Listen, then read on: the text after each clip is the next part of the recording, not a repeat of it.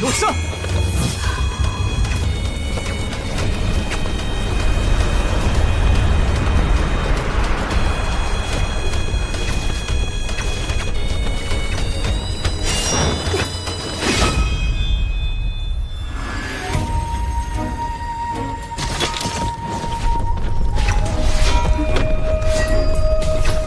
这是什么形式？穆家的鬼虚阵法，小心了！魑魅魍魉，你敢在我降魔法杖面前放肆！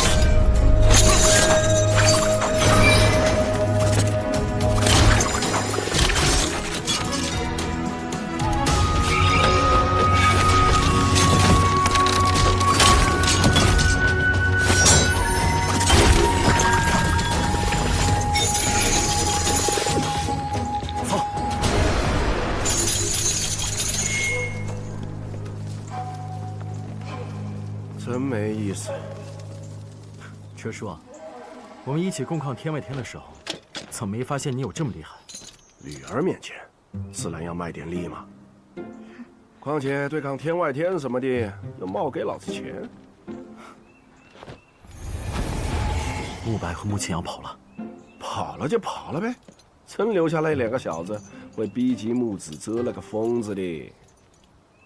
车叔，咱们一起回主场。对你和神医没有影响吗？哎呀，怕啥影响啊？大不了过凭本事喽。现在装好人了，早干什么去了？乖女儿，你不知道，按和规矩不能与外族人通婚，否则……那你就怕了？你知不知道我娘亲死了？我知道。因为他就死在我怀里。那一年，我得知你母亲身染重病，便偷偷去了温江，也想办法帮她寻求名医。只是可惜啊，娘亲的病，连老神医都束手无策。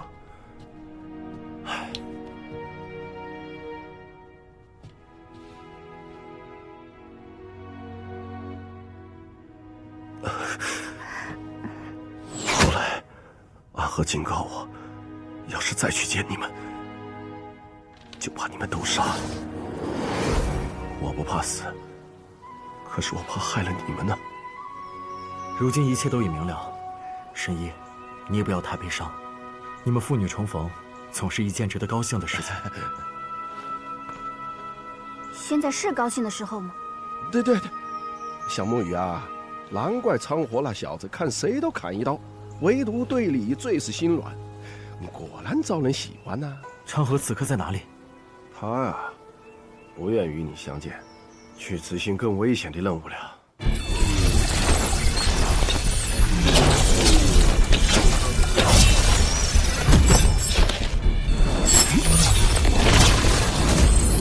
这次之后，或许所谓的3家只能剩下1家了。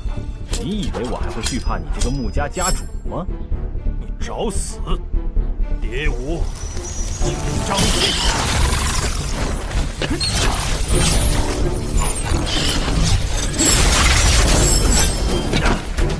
糟糕！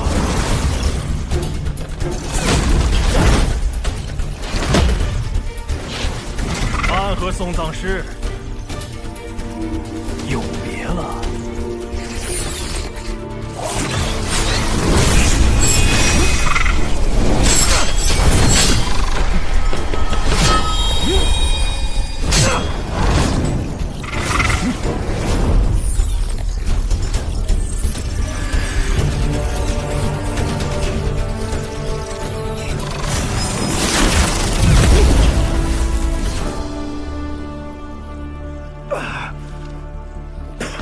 穆家家主也不过如此。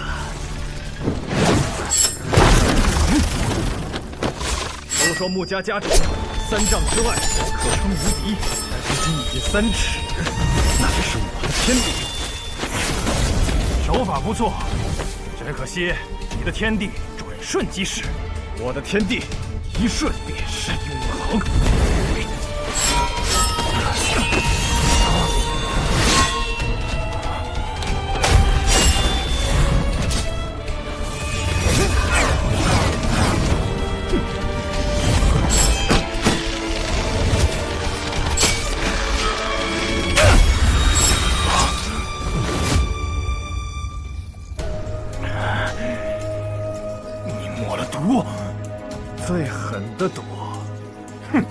为穆家的人用毒，真是可笑。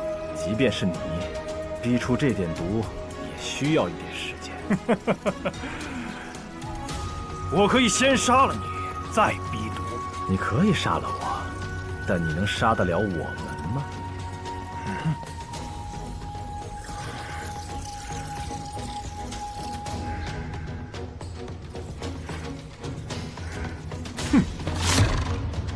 恭送穆家家主。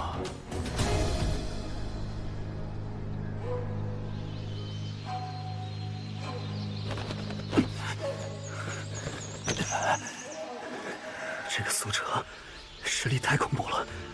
毕竟是差点当上大家长的人。我要将此事禀报给父亲。这一次，不仅要杀了大家长，就连苏家也要连根拔起。不错不错，但要让家主下定决心和苏家死战，还缺一个契机。什么契机？比如你的死。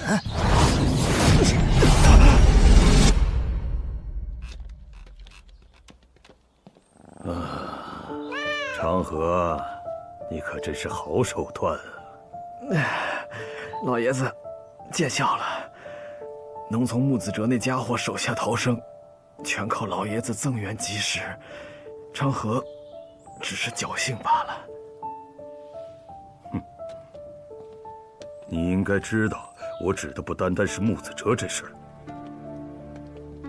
我问你，谢繁花怎么死的？谢繁花那家伙本就是半死不活的样子嘛。这次任务中偶然遇见，顺手就给宰了。毕竟谢家那些人也都在等着他死呢。我这也算是帮了谢家那些年轻人一个忙。好，那么我再问你，为什么慕白也死了？什么？慕白死了？谁杀的？苏哲。哎呀，完蛋了，完蛋了！哲叔平日里最爱偷懒，怎么这一次这么出力？杀了慕白，那穆家不得扒了我的皮呀？他不只扒了你的皮，而是要扒了我们整个苏家的皮。穆子哲，他就是个疯子。如今他儿子也死了，咱们跟谢穆两家已经是无法善了了呀。我只是让你去杀药王谷神医，却没想到你让苏哲杀了慕白。罢了，剑出不能回鞘，这一次便索性让整颗暗河都姓苏。家主雄才伟略，苏长河誓死追随。你誓死追随，那苏哲呢？哲叔，他怎么了？他，穆秋，你告诉长河，苏哲怎么了？苏哲不仅杀了慕白，而且还选择和苏沐雨站一队。此时他们一行人正在返回朱巢的路上。老爷子，请再给长河一些时间，一定给老爷子一个满意的答案。我看还是算了吧。接下来苏家的活动，就由穆秋负责吧。你也正好养养伤。老爷子，穆秋领命。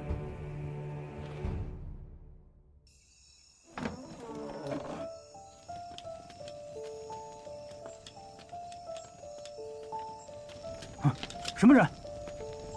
我来给苏长河送饭。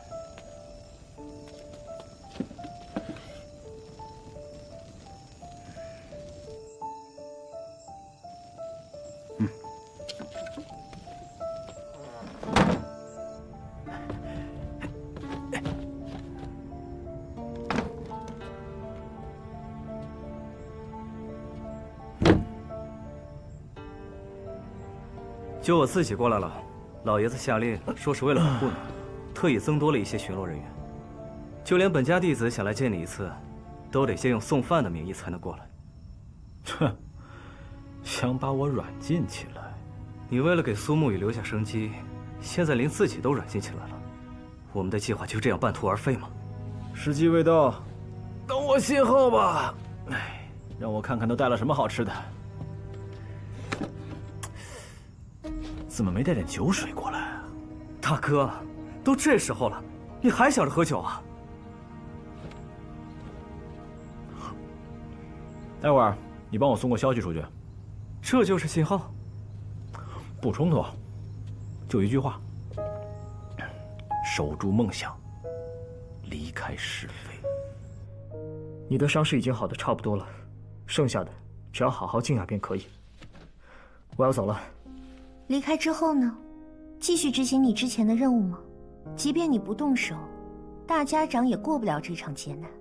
而你一旦此刻动手，或许代表着天启的玄武使加入了暗河的内斗之中，这于你而言会是一件麻烦的事情。多谢姑娘提醒，我自有打算。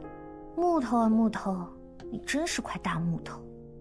那你走吧，雨墨会自己照顾好自己的。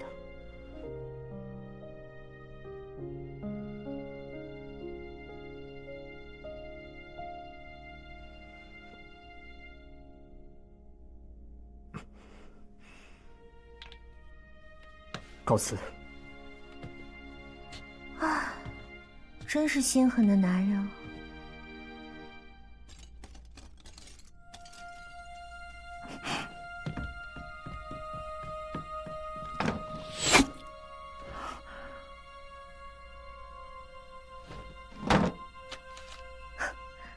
守住梦想，离开是非。看来昌河哥哥遇到了不小的麻烦。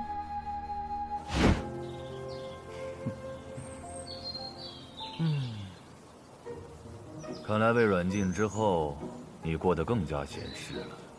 我躺在屋顶晒晒太阳，不算坏规矩吧？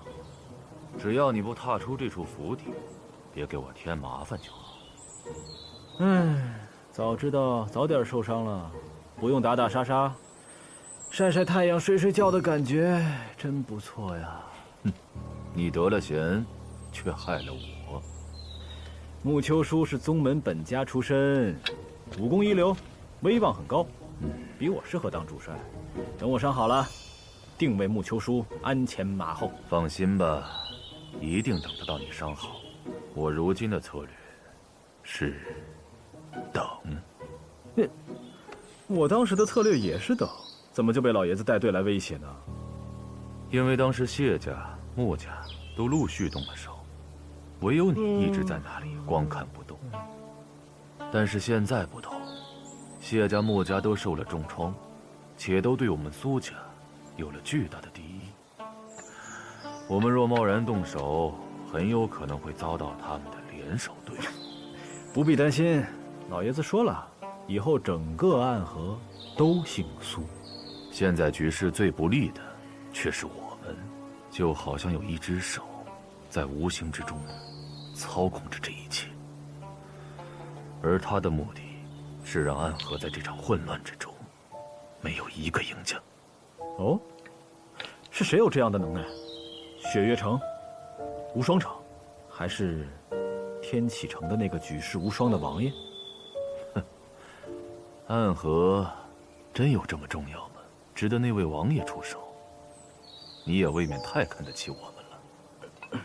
除了他们，谁还有这样的能力？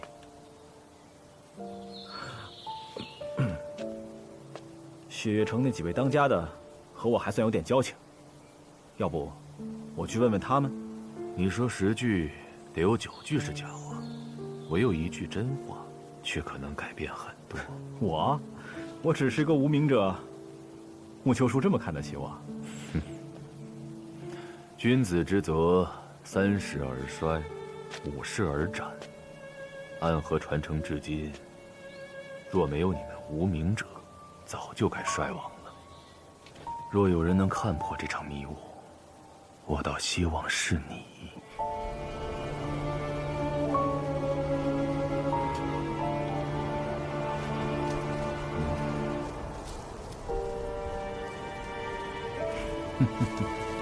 又起风了，今晚的雨怕是小不了啊。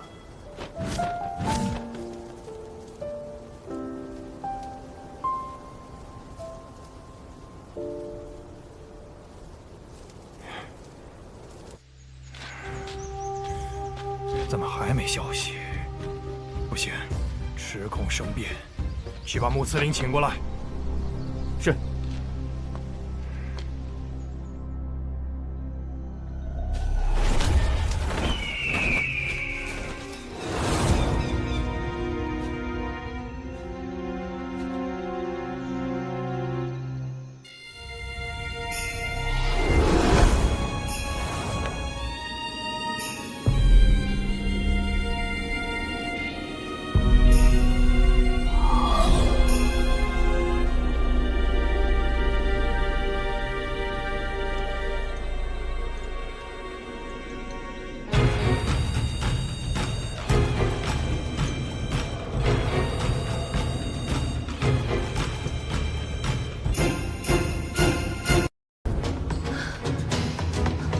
把他放出来吧。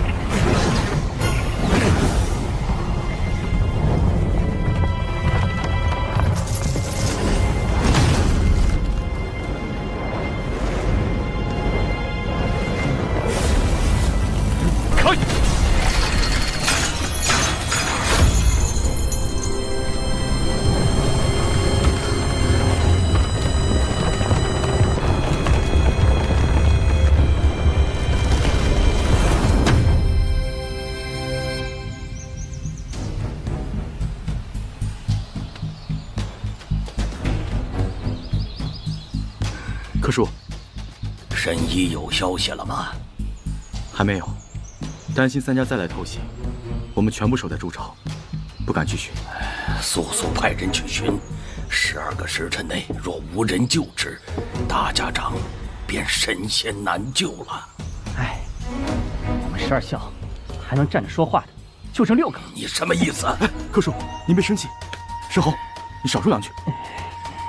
我回来了。头，苏哲，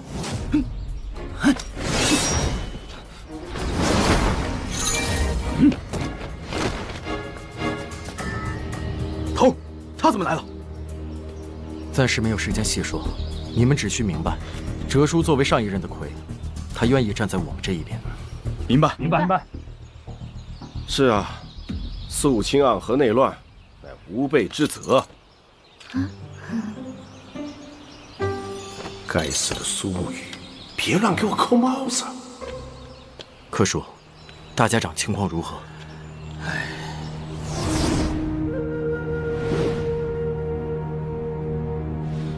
梅香越来越浓了。是啊，越来越浓了。还望神医救治大家长，一解暗河于水火之中啊！放心吧，柯叔，我已经找到医治大家长的方法了。但闻其详。以命换命。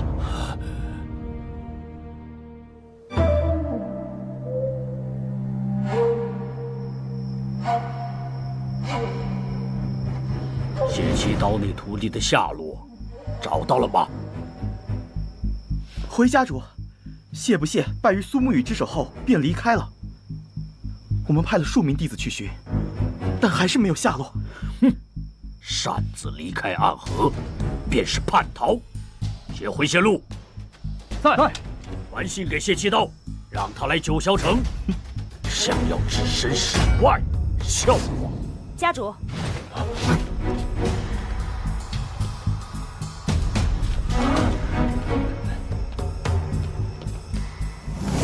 华清，家主，苏昌河就交给我吧。大哥，不是我说你，为了一个苏沐雨坏了咱们的计划，值得吗？急什么？无非是软禁些时日而已。以沐雨的性子，不会坐视不理的。哼，他就是有心想要帮你，只怕你是无能为力。现在3家的目光都在大家长的绵龙剑上，只要大家长不死，沐雨还是亏。即便3家翻脸，强抢绵龙剑，也只能是玉石俱焚。沐雨要是知道我被软禁，他想救我，他会传绵龙剑给苏家家主。哼，你倒是对你的好兄弟很有信心啊，就怕……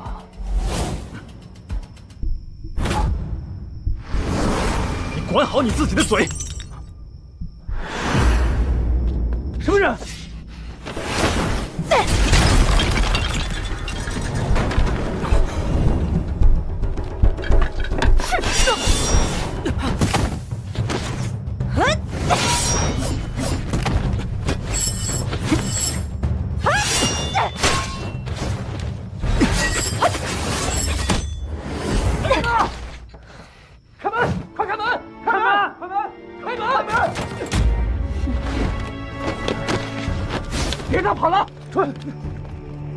谢家人的报复即将开始了，去告诉沐雨，让他尽快离开九霄城。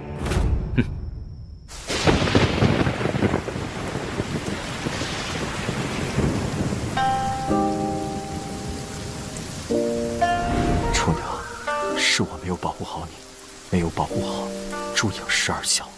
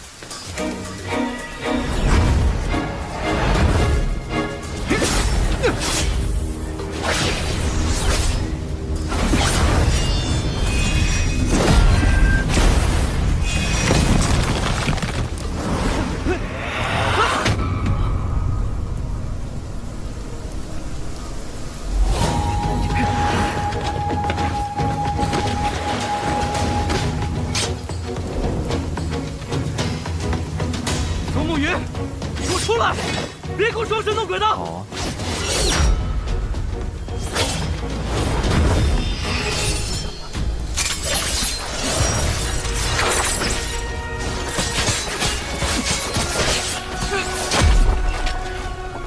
苏沐雨，我是打不过你，但是你也别得意。我并未得意，只是疑惑。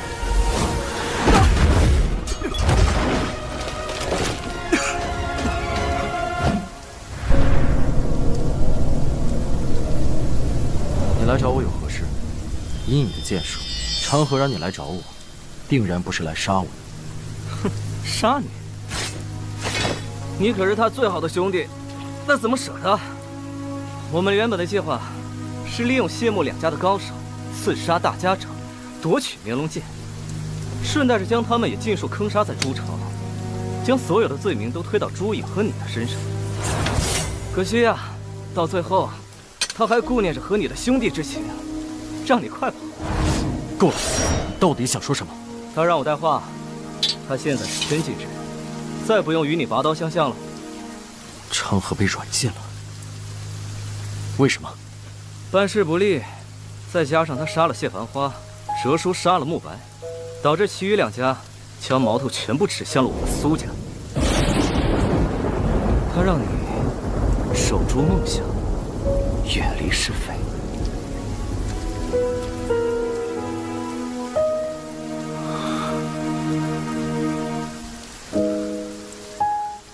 远离是非。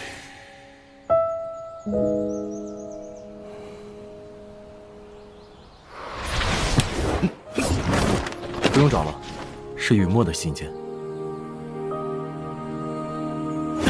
哦，他怎么说？重伤未愈，无法回到朱朝。什么？他怎么可以这样？能够撤除此次纷乱，未尝不是一件幸事。头，你在想什么？忽然有些累了。倒是第一次听头说“累”这个字。从三里亭回来的路上，看到哲叔他们父女相认的喜悦，我突然有一瞬间，仿佛从这场杀决中抽离出去了。可回到这里，看到你们身上的伤，臭牛的粪，让我很自责。又回到了暗河的世界，突然就觉得很累。头儿，若此事能够顺利了结，你会成为大家长吗？不会，我想去家园。头儿，你认为家园真的存在吗？那个所谓的暗河中唯一的净土，在那里可以真正的放下屠刀，过一个平凡人的生活。可家族中很多人都认为，那只是一个谎言。不，家园是真的存在的，那里有我的亲人。哼，头，你知道我们为何愿意跟着你吗？头，我们跟着你，是因为在你身旁，我们才觉得像是作为一个人，而不是工具存在。我出生于暗河穆家，我自有记忆开始，便在学习如何杀人。我们都是别无选择的人，我们也都是世间极恶之人。在我人生的前20年，我每一刻都想了结自己的性命，结束这罪恶的一生。但是头，你是不一样的。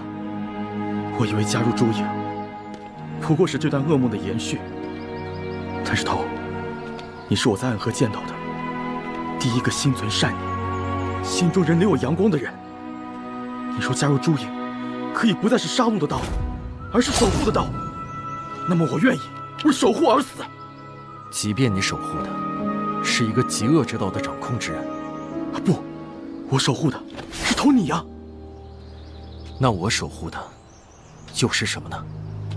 没有谁生来就是坏人，而即便成为坏人，心中所喜欢的，也依然还是善良的人。奎大人，若暗河之中是永无止境的黑夜，那你便是我遇到的第一束阳光。头，若大家长生死，请至绵龙剑，继承大家长之位。请奎大人至绵龙剑，继承大家长之位。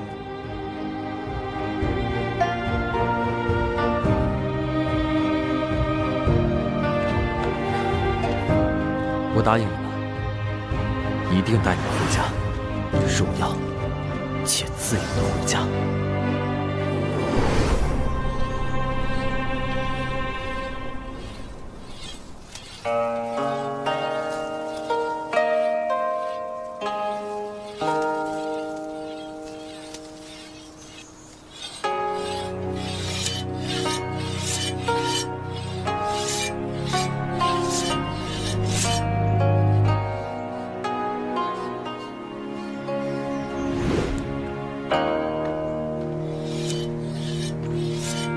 师父，不是说无事，莫要来打扰我吗？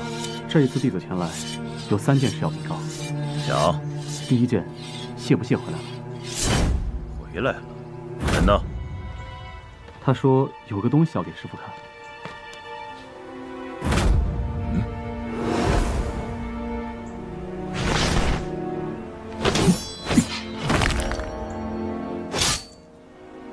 他和苏沐雨对战了，这便是他寻到的第8刀。不屑说，这并不是真正的第8刀。他说给他几年的时间游历，得到答案后，他再回来。他罔顾任务，私离暗河是死罪。他10日不回，提魂殿追杀他的手书就会毫不犹豫地发下去。第2件事与此有关。写那些废话我不想看，你直接说了便是。家主说，只要师父您愿意去九霄城助谢家一臂之力，那么他就会求情提魂殿，赦免谢不谢的死罪。哼，谢话的家伙，倒是打得一手好算。那师父，您是去，还是不去？第3件事是什么？第3件事，是有人送来了一件礼物。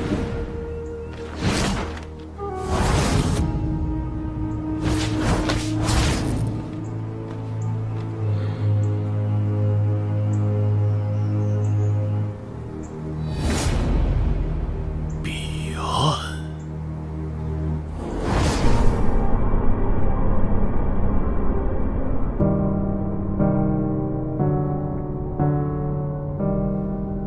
此事的发展似乎已经超出了我们最初的预料，我们需要动手干预了。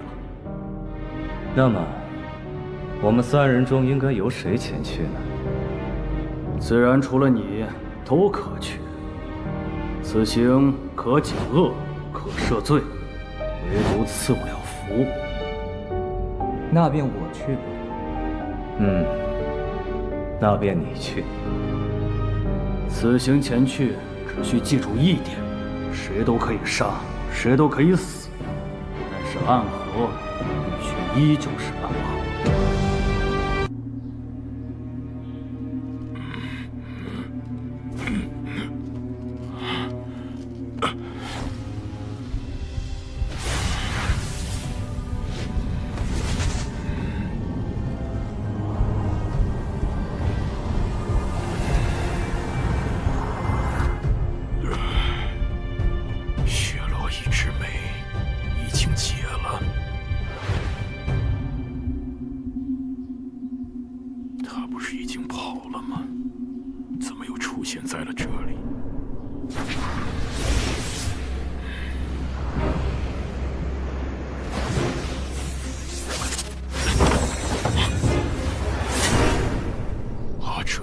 许久不见了，大家长。你怎么会在这儿？你真的要听苏晋辉的，要来杀我？大家长认为我会杀你吗？这些年，很多事情都变了。是呀，很多事情都变了，但唯独大家长的谨慎一点都没变。既然不是来杀我，那你是？我女儿说，收了人家的钱就要把你医好，所以冒的办法就来了。女儿，药王谷，温家，她是你的孩子。是啊，所以还得多谢大家长。若不是这一招，我还无法和我女儿重逢呢。当年你那么大阵仗，我想忘记都难呐。大家长，你醒了。神医，不错不错，看来你这毒已经好的差不多了。只是切记这几日不能过分动用真气，否则就功亏一篑了。原来，那日神医用移魂大法来探究我的记忆，是为了从我的记忆里寻找你的父亲呢。话虽如此，不过也确实是为了治好大家长的毒嘛。你看，你现在也算是变回一个正常人了，咱们的钱是不是该……答应神医的自然都会给，但是我很好奇，神医究竟是如何医好我的？血漏一枝梅毒液侵入人体后，会顺着血液流过，毒到之处如万蚁噬身一般痛不欲生。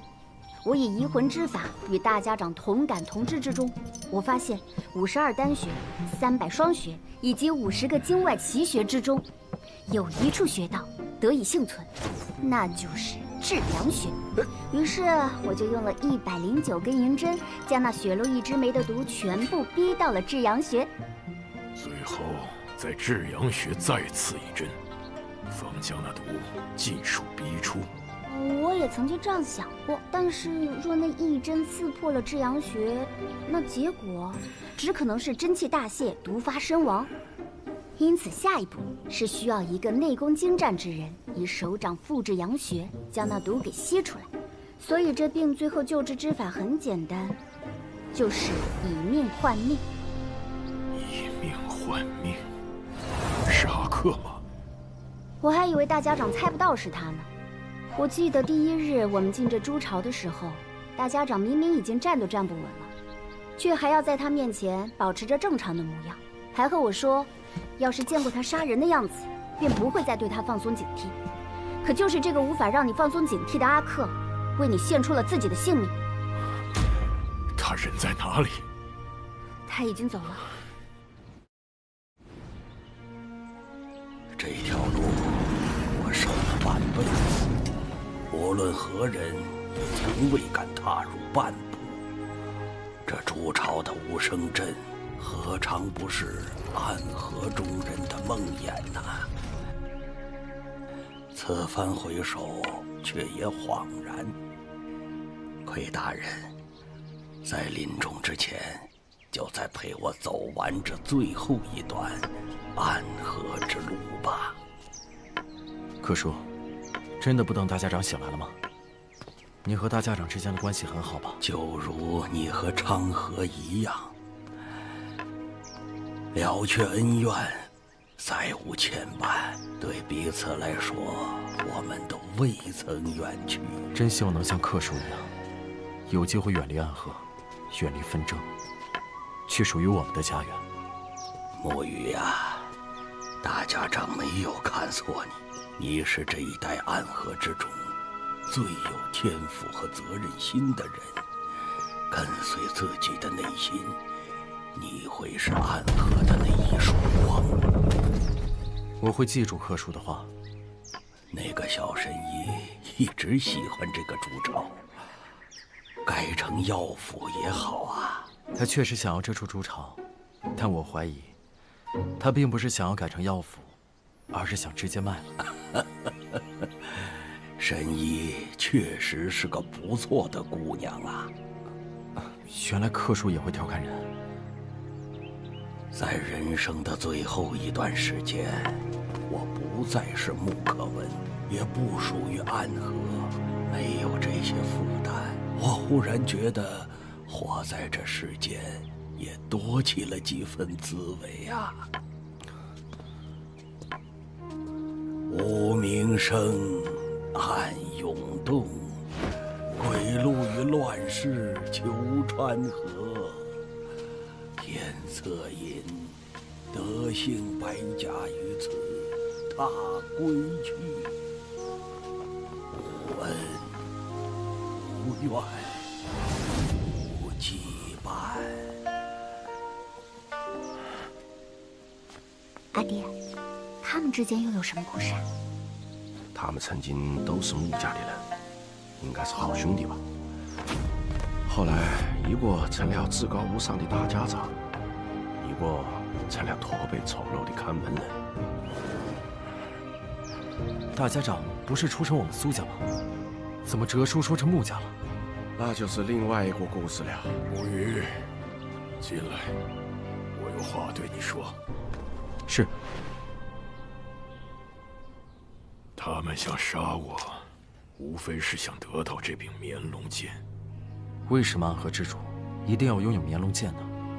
因为3家之上的提魂殿只认可绵龙剑，持绵龙剑者才有资格执掌暗河。提魂殿，那个掌管暗河赏善罚恶的提魂殿吗？提魂殿可不仅仅掌控着暗河的赏善罚恶，他还负责分配3家的杀手任务，以及掌管着暗河所有的财富。而绵龙剑，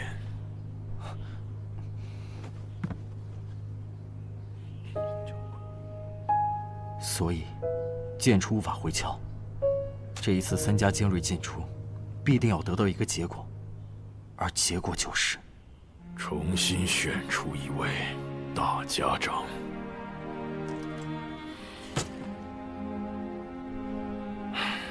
老夫纵横江湖几十载，没想到现在却要被人逼着退位。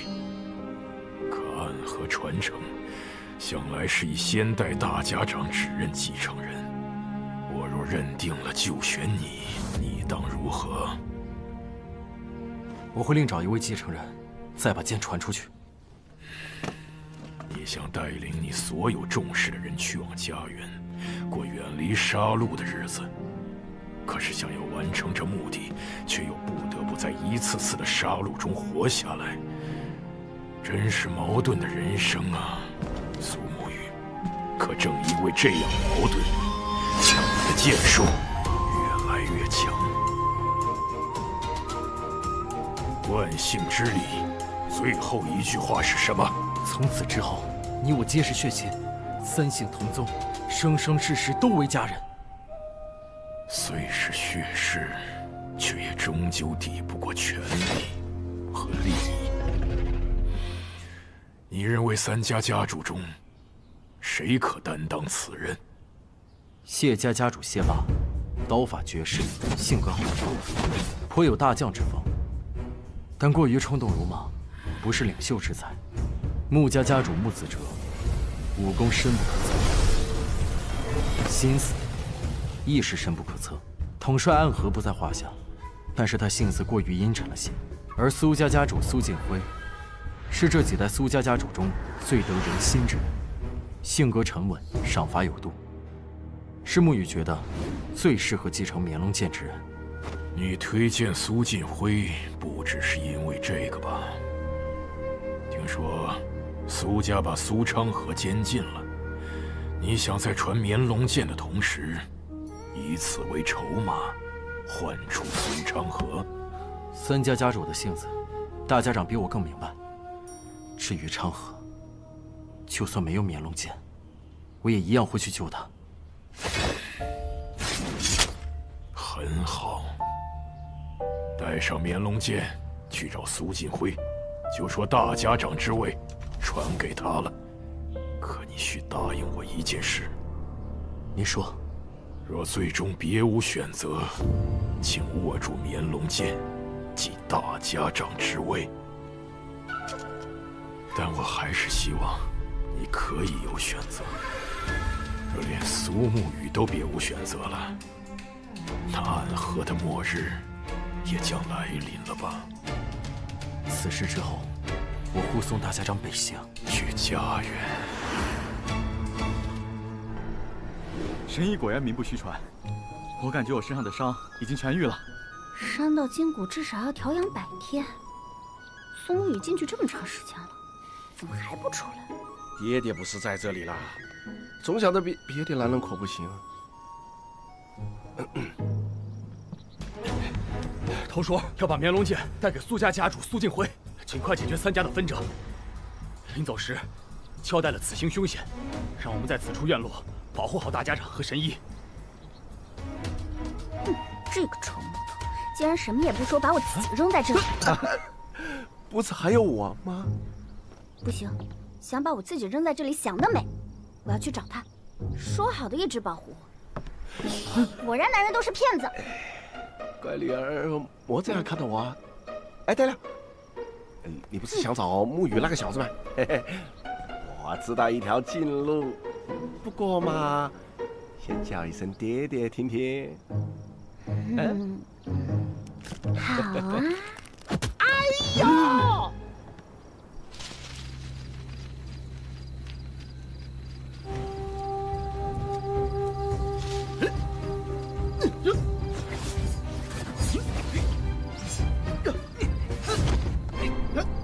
家主，华清啊，回来了。家主，他们这是……也不知道是哪个混蛋散播的消息，说是繁华死了，肯定会另立新的少主，都在积极表现呢。师兄尸骨未寒，他们怎么会轻信这种谣言？就怕是有人刻意为之啊！哎，华清，今日怎么这般狼狈？回家主，昨晚雨夜我去了趟苏家，看到苏昌河受伤被软禁了。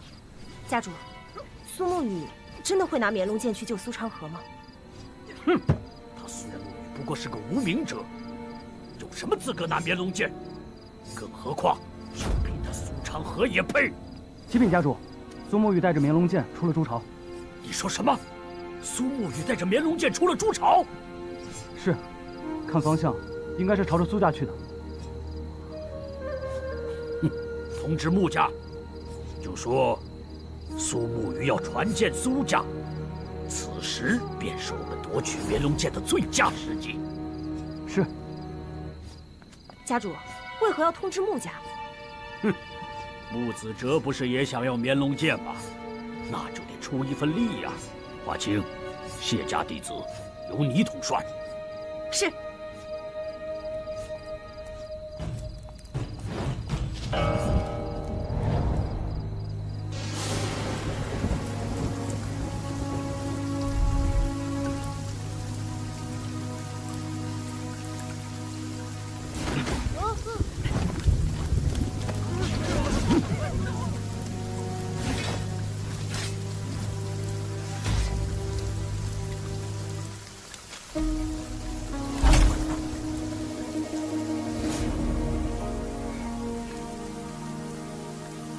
乔儿，这酒味道不错，叫什么名字？此酒名为屠苏。屠苏。老弟，这名字对他来说不太吉利啊。对我也不太吉利啊。哎，谢家来拦路了，小心。放心吧，现在暗河之中，能杀我的人还没出现。苏家苏哲。哲叔，沈一，你们怎么来了？我闺女不放心你，让我来为你清路了。嘿，行走礼的，交给我来。来。小丫头，差不多得了。靠！血！哟，怎么越说越还来劲了呢？哎。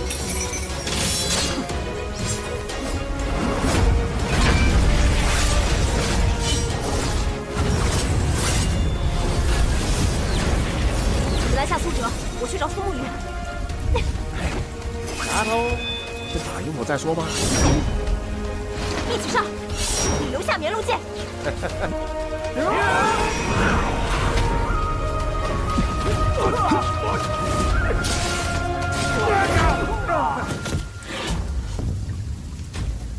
由我拦路，鬼神莫行。嘿，我不管绵龙剑为什么会在你手上，既然让我遇见了，那就把剑留下吧。回去告诉谢老爷子，现在收手，既往不咎。我听说过你修炼的是拔刀术，讲究刀出刀回，便得因果。拔刀术，变回。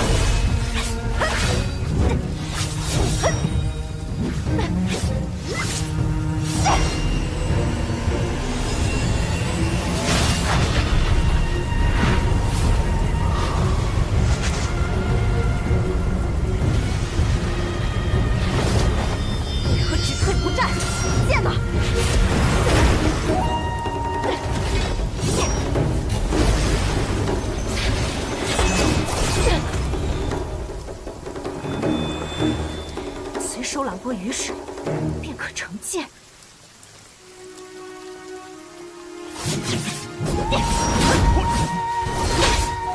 小沐雨，往前行，不必回头。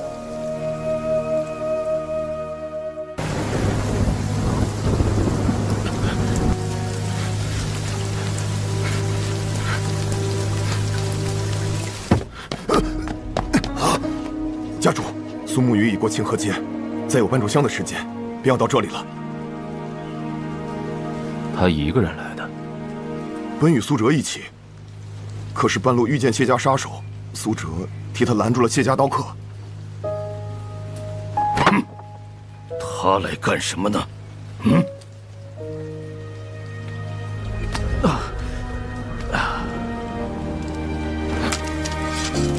苏沐雨，拜见家主。等了许久了。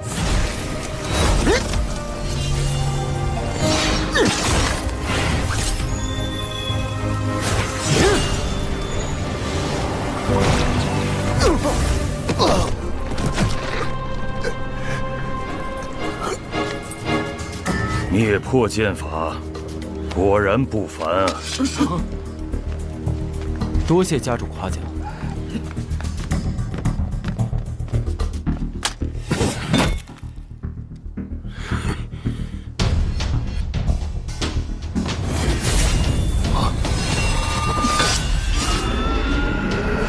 炎龙剑，大家长身上的毒已经好了，他让我带绵龙剑来此，交给苏家家主。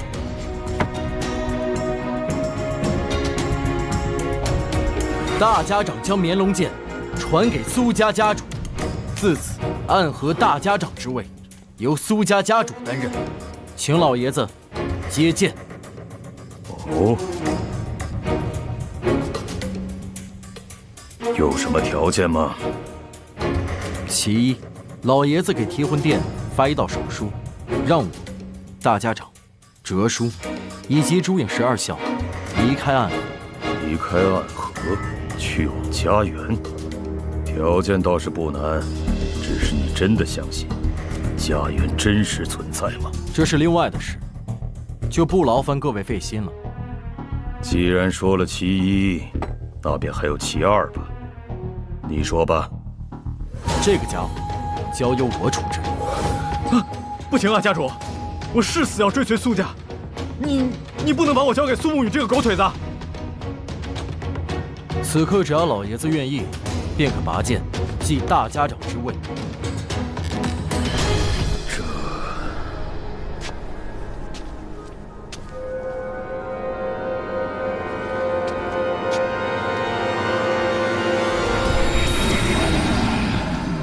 好，家主，现在不是执掌绵龙剑的最好时机。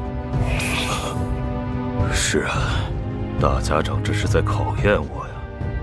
毕竟只是握住剑还不够，还得活着走出九霄城才行。你不拔剑，那么就由我来拔吧。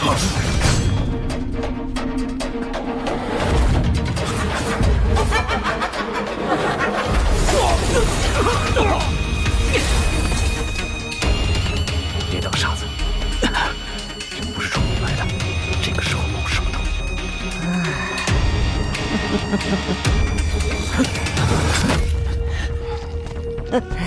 什么人，敢来我苏家放肆？好大的一颗光头啊，真像是一颗卤蛋。你找死！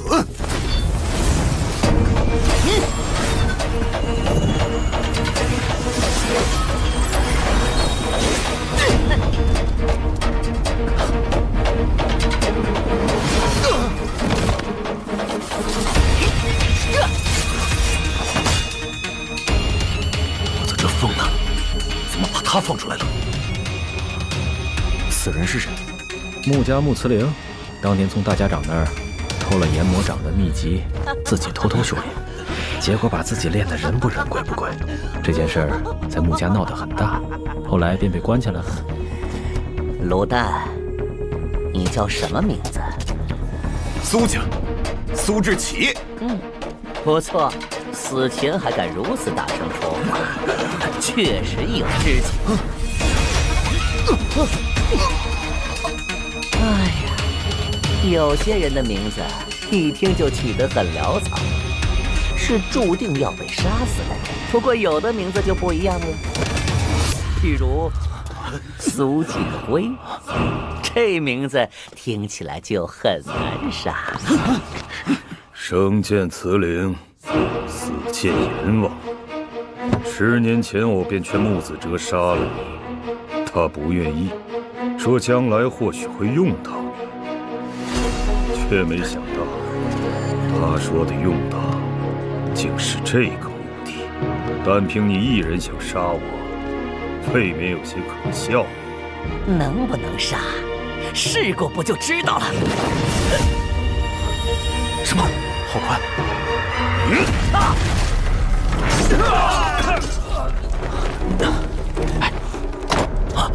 救家主！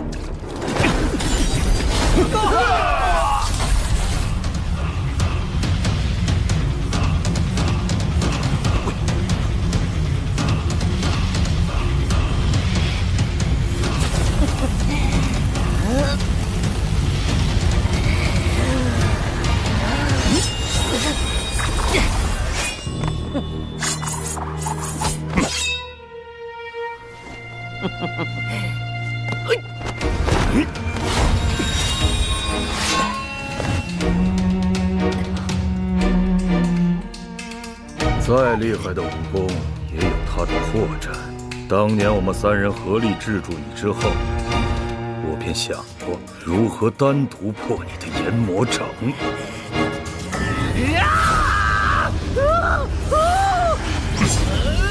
不错不错，倒是很多年没有见过家主他亲自出手了。你究竟在想什么？此刻只要我们2人出手，这场战斗便可以结束了。嘿，你个木驴脑袋，你真以为大家长那么心甘情愿退位？他不过是祸水东野，想让3家自相残杀罢了。我知道，但只要我们帮助老爷子继位，苏家在这场争斗中稳固局面，这个死局便可破了。那这对你有什么好处？值得你去拼死拼活？我的条件，老爷子他会同意的。白痴！提魂殿3关根本就不会同意他的要求，他们甚至不认可老爷子的大家长之位。啊？为何？哎，算了，说了你也不懂。总之，好好看戏，不要乱来。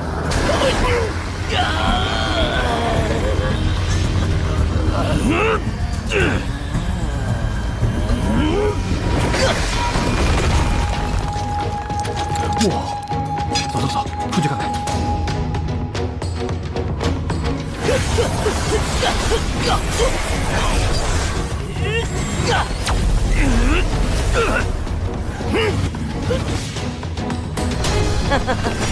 当年你看到的，只是我想让你看到的。你以为只要避开了我的研魔掌，就能不被我吸走内力了？之前的这场雨下得不够大呀，不如来一场剑雨。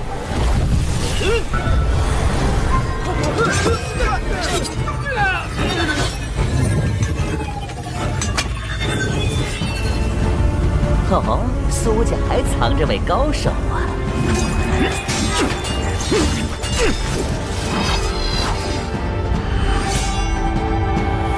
剑雨。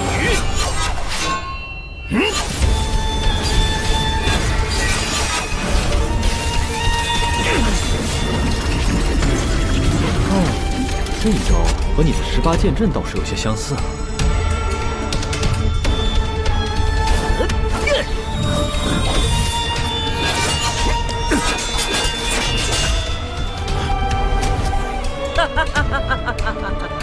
见过了我的掌法，你可见过阎罗王用刀？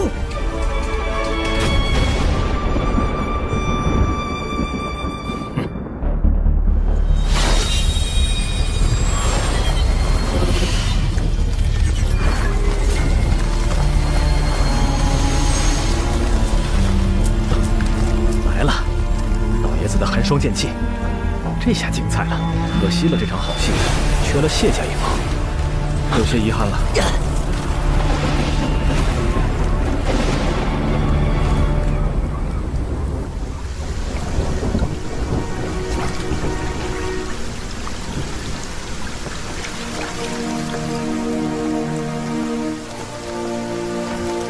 家主，木子陵已经到了苏家，目前正和苏家人对决。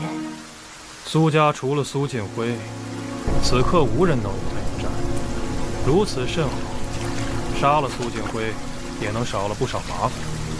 可是放出这个怪物之后，我们无法控制它怎么办？这个怪物就算实力再强，也不会影响到暗河中人的利益，因为他从未想过要留在此地。他想离开暗河。所以此件事一了，我也无需控制他了。只是现在还有一件事情令我不安。何事能令家主不安？谢繁花死了，那是谢霸最中意的弟子。以谢霸的性子，不应该这么冷静。如今苏沐雨要去苏家传剑，谢家又想要一同夺取绵龙剑，虽说是想拖我穆家下水，但此事却透着些许古怪。安插在谢家的探子有消息了吗？回家主，暂时还没有。让他们务必盯紧。是。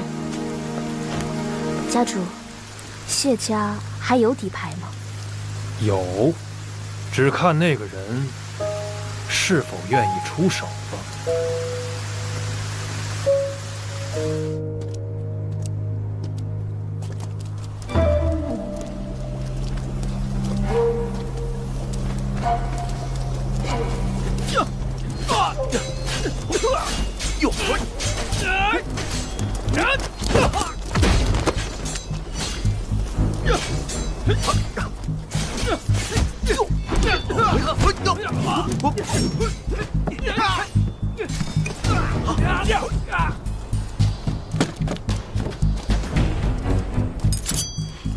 别乱动，相信我，你那3枚银针还来不及出手，你的手就会被我砍断。苏哲，好久不见。谢七刀，我与苏哲谈些话，你作为晚辈，给我倒杯酒，不过分。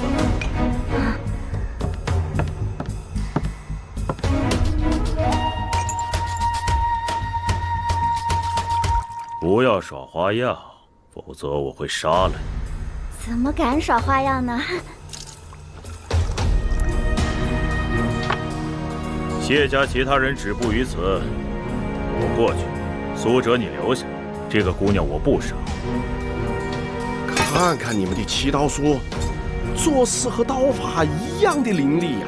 主要是和你打架太浪费时间，赢了也划不来。来，再倒一杯，我只再喝这一杯啊。这一杯我来给你倒了。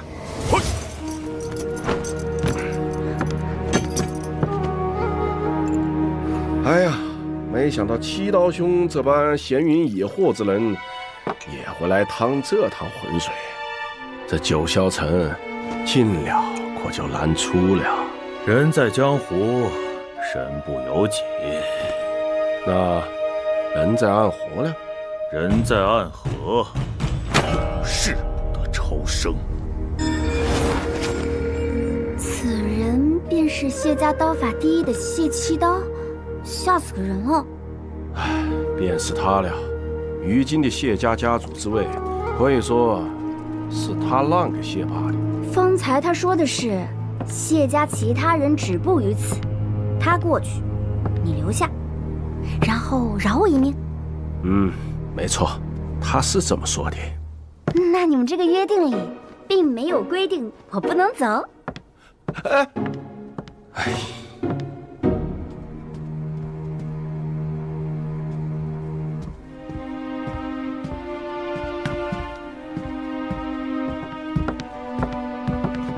四舍，大家长房间内的阵法都布好了吗？已经布好了。头儿还没回来吗？没有。神医和哲叔跟着头出去，也还没回来。头儿独自去苏家传剑，肯定会被3家盯上。可是，头儿让我们12校守护好大家长，不得去找他。是啊，如今我们12校军事有伤在身，朱朝的守备力量也很薄弱。若是再分出人手，如果此时3家都盯着绵龙剑，那么朱朝暂时就是安全的，头儿那边才是最危险的。好，那咱们就兵分2路，我去找头儿。哎，不同，我去吧。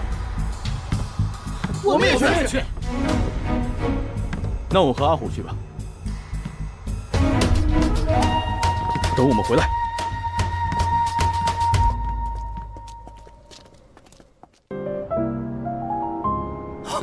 陈龙，神医，神医，是谁？是谁动的手？后面我已经拦住那2个人了。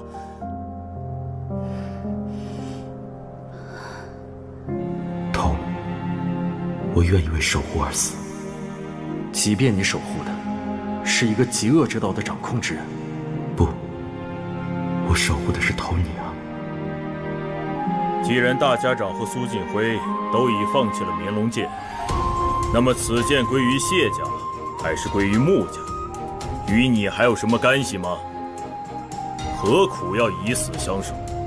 你说的没错，或许真的是我错了。苏沐雨，你头儿，悲伤留给你们，这绵龙剑便交给我吧。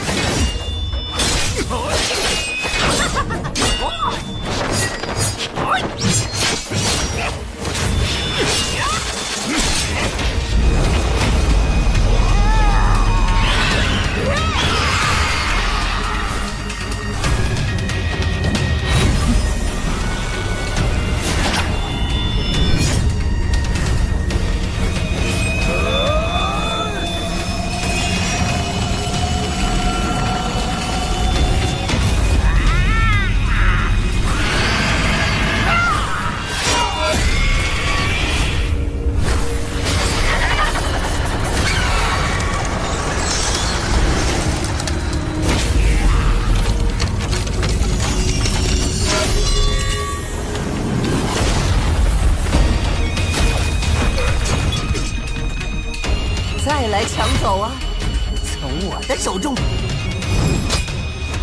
志强，好强！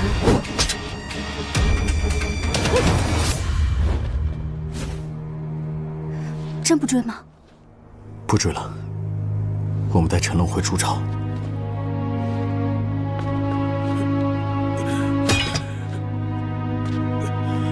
谢道叔，我原本以为你不会参与此事。去问你那该死的兄弟吧。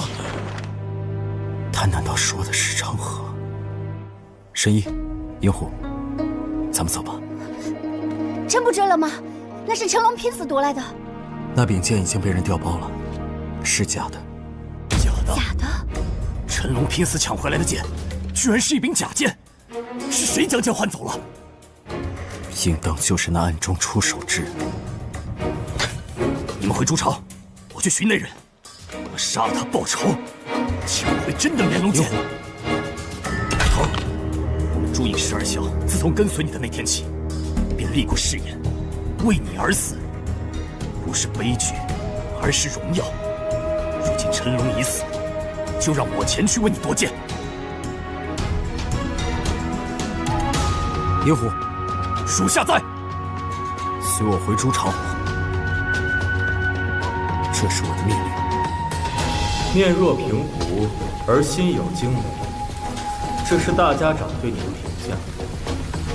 只是此刻的你，心中的确已不是平湖，而是一潭死水。现在的你杀不了我。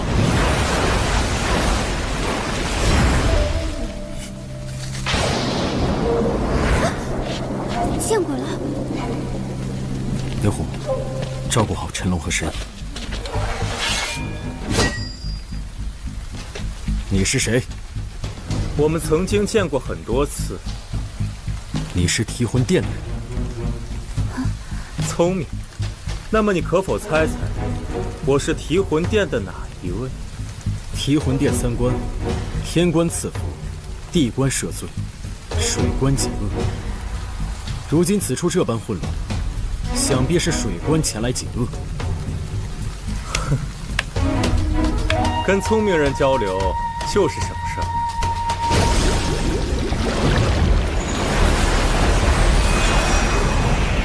龙剑，你想要这柄剑吗？我可以把它给你。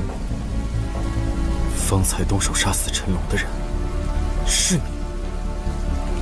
没错，我会杀了你。你很大胆，敢这样和3关说话。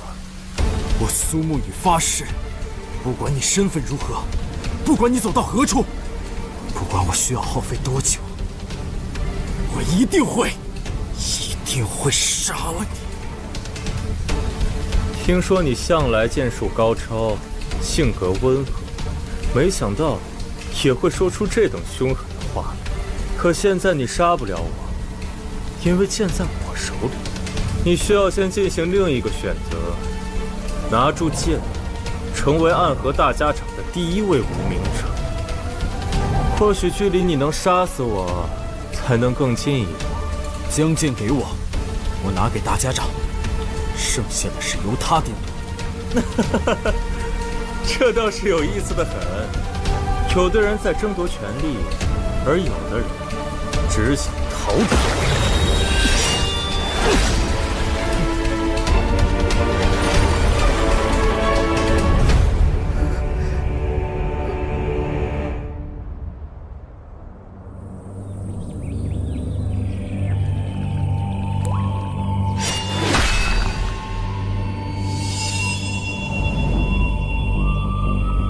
不必惊慌。你要的东西，我拿来了。这是花镜水，喝下以后运气3日，你体内的锥心骨就去了。那从此以后，我和穆家就没有关系了。接下来，提魂殿会下手书，追杀你到天涯海角。哼，来杀来杀，能杀得了我，便尽管来试。那么穆家主，不对，应该叫大家长了。慈灵便告辞了。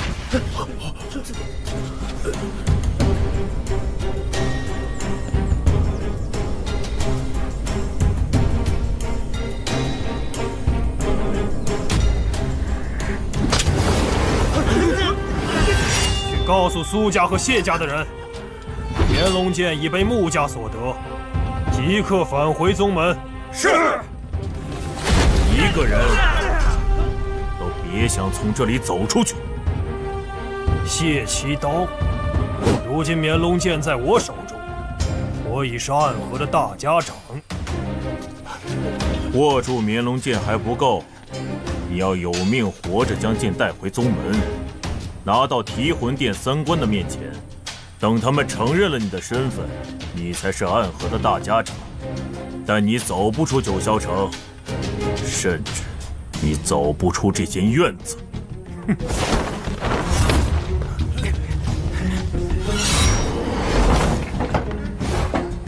就凭你，自然不止他一人。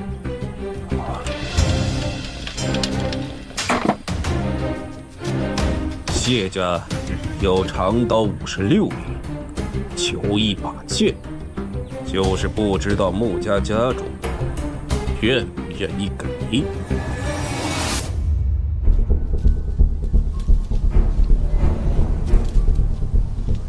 来的居然是你！天官赐福，地官赦罪，水官解厄。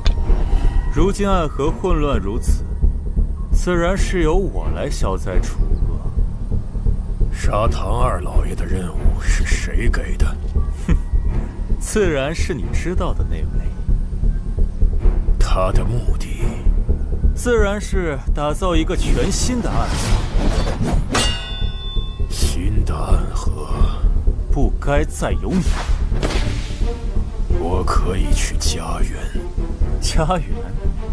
传说中暗河唯一的净土，在那里可以真正的放下屠刀，过一个平凡人的日子。可是大家长呢？你应该知道，家园是从来不曾存在的，那只是一个谎言罢了。我做了30年的大家长，比历来任何一位都要长，所以我也做了很多他们没有做到的事情。你真的建立了家园？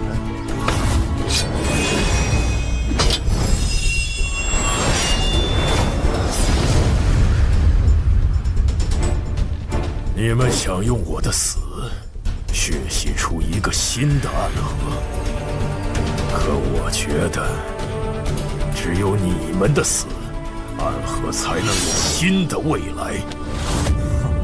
螳臂当车，不自量力！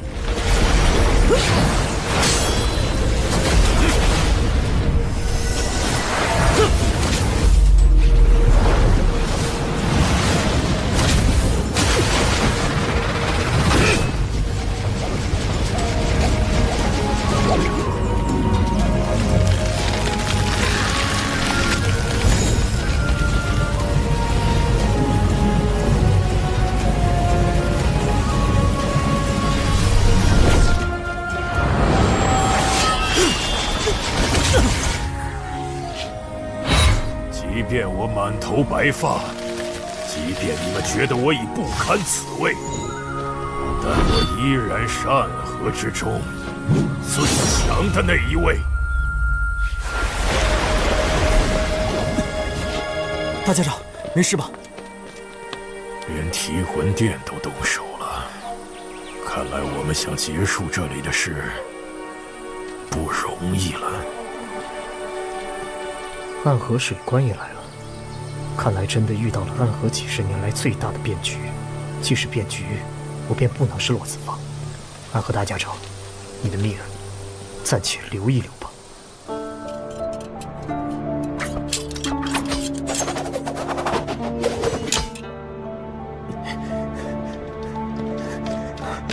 绵龙剑被穆家夺走，谢家派人把穆家围了起来，形成了相互对峙的局面。对峙只是暂时的，估计用不了多久，双方就会发生一场恶战。苏瑞为什么没和你一起回来？我们的行踪被谢家发现，苏瑞被杀了。他们围困穆家没有动手，但是却杀了我苏家弟子。是的，谢爸说了，他与穆家的争夺战不希望看见苏家的身影。这次只是繁花之仇的一点利息。你退下吧。在谢霸老儿眼里，我们苏家气数已尽了呀。我们？你会觉得现在的你和苏家还是一体的吗？唉，穆秋叔是怪我不肯尽心尽力啊。得，那我接下来就要干活了。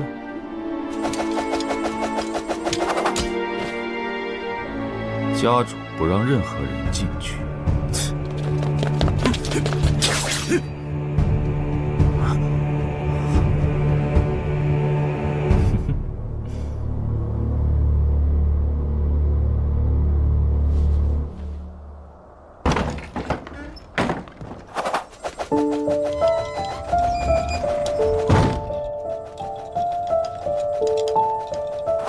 你终于还是进来了。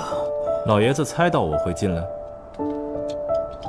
毕竟你很像我年轻的时候，野心与胆识都在。你以前被我压着不敢冒头，如今看我锐气已失，自然不会错过这个机会。老爷子高啊！你想要苏家家主的位置，哼，可惜你是个无名者。苏沐雨身为无名者，没有继承大家长的资格。你也一样，没有继承苏氏家主的资格。被小瞧了呀！原来在老爷子眼里，我还只是个争权夺利的小人呢。不可否认你很强，但很可惜，苏沐雨是你的软肋。这样的你，是无法担任起苏家家主之位的。苏家家主，在你眼里或许是个很高的位置，可在我苏昌河看来，那就是个屁。我要做的，是一件暗河几百年来从未有人做过的事。我要实现的是你们无人敢想象过的宏愿。我要改变暗河。你知道我为何给自己取名昌河吗？双日为昌，所以昌是指兴盛、明亮。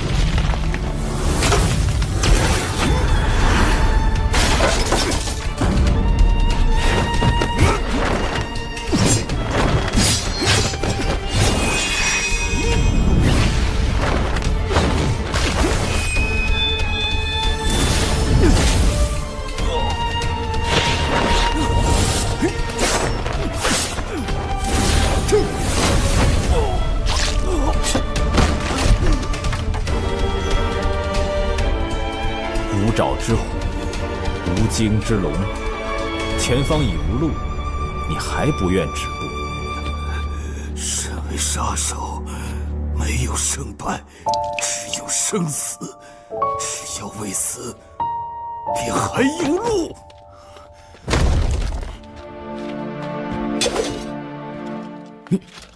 是我。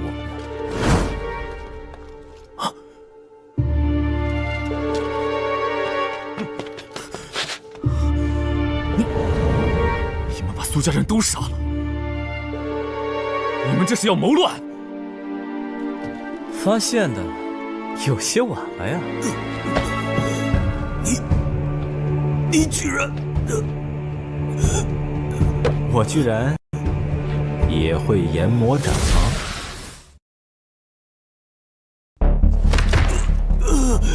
虽然如今的你，我不用研魔掌也能够答应，但我还是想让你死得更瞑目一些。长河，你应该记得，当年把你从外面接回来的是我，没有我，也没有你的今天。闭嘴！当年带我回来，不过是从一个地狱到达另一个地狱，而从地狱中爬出来，是靠的我们自己。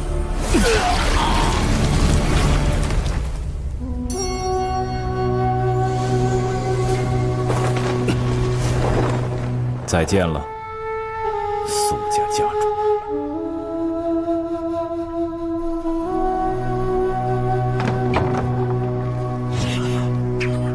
秋叔，你是不是在想，走出来的是老爷子就好了？你执行了那么多次天字级任务，每一次出手之时，都是有了必胜的把握。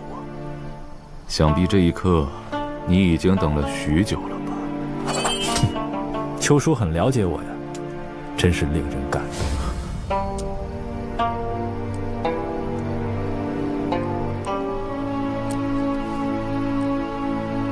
跨过暗河，便能到达彼岸，而在彼岸之处，不应当只有长夜，还应有光明。秋叔，我花了整整6年时间，集结了这个组织，叫做彼岸。你想改变暗河？秋叔是本家族人，自小便被当作刺客来培养的吧？学习刺杀技能的苦，咱们都心知肚明。秋叔有没有想过，为什么我们要作为一个杀人工具而存在呢？为什么世人沐浴阳光，而我们却只能趋于黑暗呢？难道你没有想过去改变这些吗？6年时被强迫学习杀人技法之时，自是想过这些问题，但是这些年来，双手已经沾满了鲜血，又如何去改变这些？是啊，我没有将这枚戒指送予你，是因为你虽有觉悟，却早已丧失了勇气。然而，我们不一样，我们还年轻，按照小说话本的说法，我们还是少年。既是少年，便当不惧、不悔、不服。虽然我无法与你同行，但既然知道了你的目的，也愿意奉上自己的绵薄之力。你且附耳过来，我有个只有家主才知道的秘密，讲给你听。小心有诈！不妨，我信秋叔。他方才说的稳重。原来如此，我还想3家都撕破脸皮了，为何还守着那可笑的规矩？原来问题出在这里。谢了，秋叔。走。曾记得我说过要看看你的剑光，却没想到它是这么耀眼。来，公文，爹爹，你就带我去吧。啊！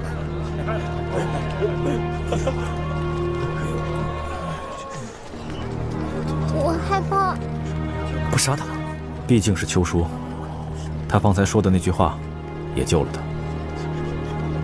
接下来，我们是去穆家吗？苏沐雨去哪儿了？他回朱朝了。那我们就去朱朝。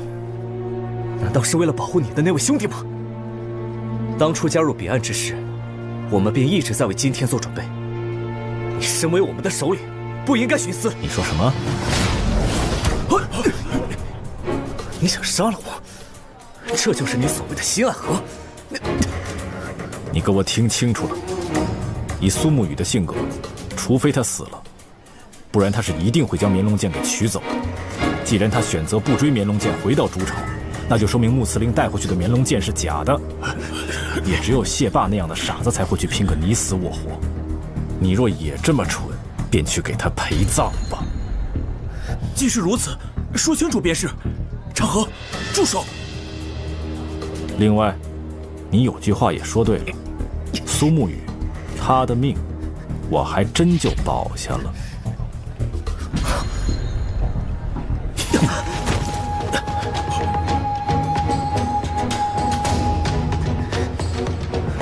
任何人都可以死，但唯独苏沐雨不行。不行就是不行，除非我先死。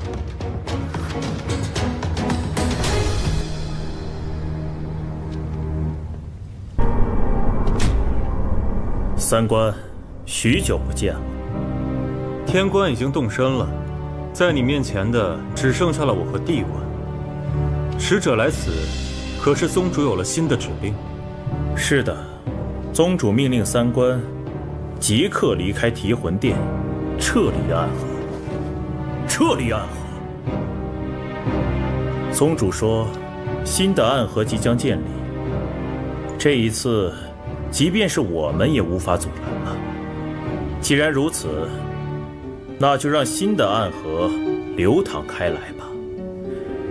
只是当他们走到尽头时，会发现我们依旧站在那里。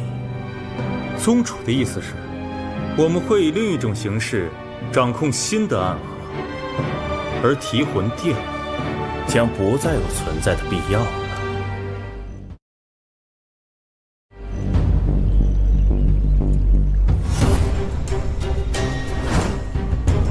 做了一天，腿都做酸了，你到底是个什么意思？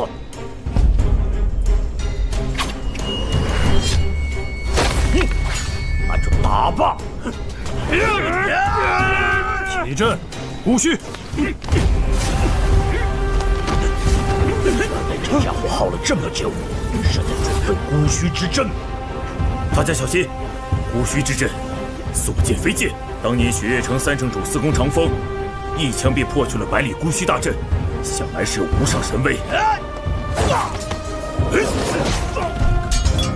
我一刀挥下，却只能见面前3尺清净。大家围聚起来，以背向敌，切莫轻易动手。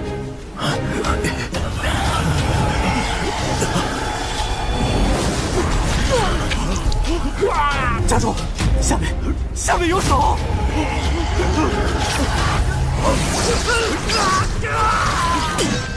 谢家众弟子，血驱邪刀舞！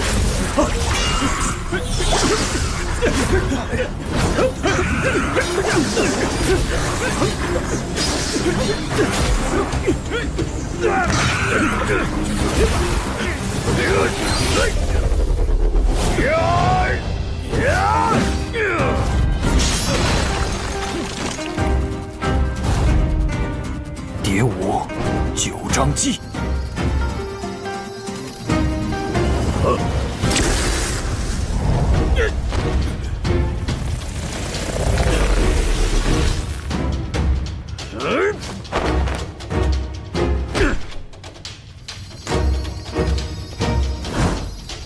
蝶舞，杀生不留尘。声闻起，文毕。谢家的双生双死刀。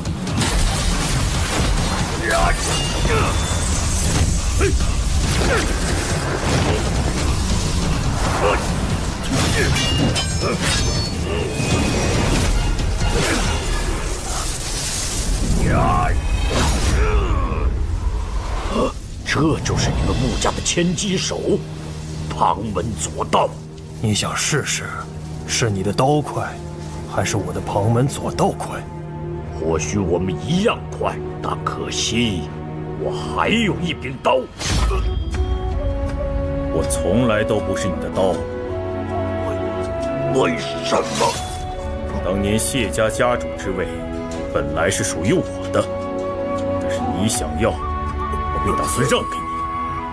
可是你不相信我，你娶了师妹，强迫师父把家主的位置让给你。记恨我娶了婉儿。婉儿想嫁给谁便嫁给谁，只要她开心就好。但让我难过的是，她那些年很不开心，而且死得很蹊跷。这些年，你对我虽是兄弟相称，但你不知道，我每天练习挥刀时，假想的对象都是你。我不和你打，门口那些谢家弟子，我要带走。大家长之位，你不感兴趣？那个位置太高，我怕冷。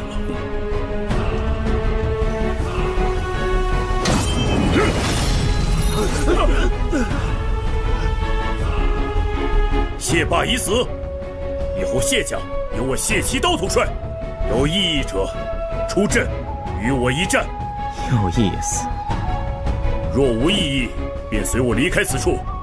大家长之争，自此以后与谢家无关。撤阵。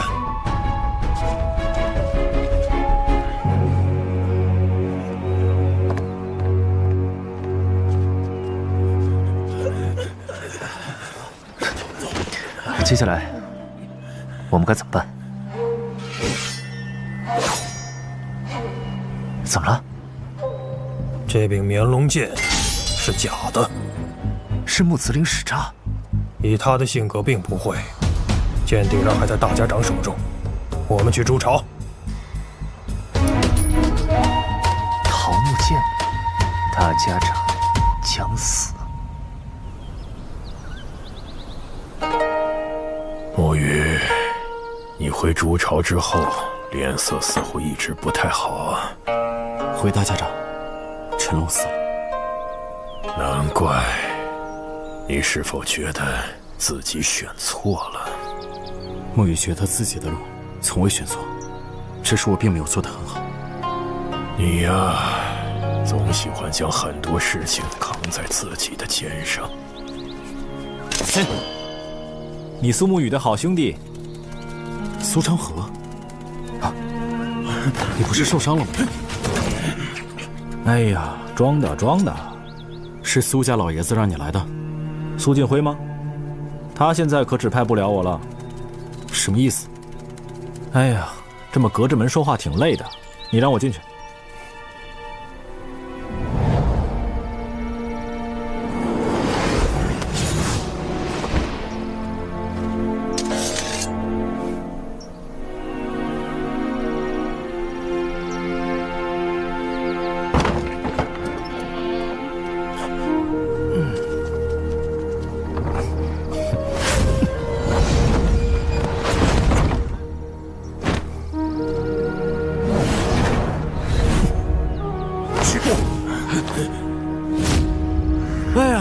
亲爱的大家长，我可总算见到你了。臭小子，来找我有什么事？我来问问大家长，你可不可以死了呀？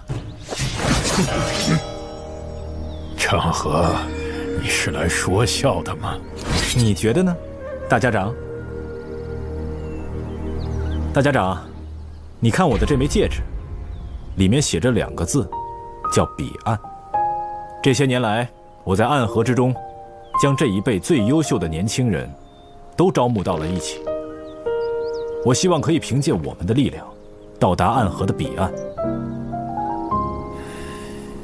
那里应该有光明，而不是长夜。不错的想法。所以，只有你死了，这长夜才算到了尽头。昌河，我的好兄弟，我知道你也早就想改变暗河。可又不想沾染那些鲜血，所以一直勉强地用你的剑，来维系着脆弱而又可笑的平衡。如今好了，路我已经替你铺好了，就让我们一起走向彼岸吧。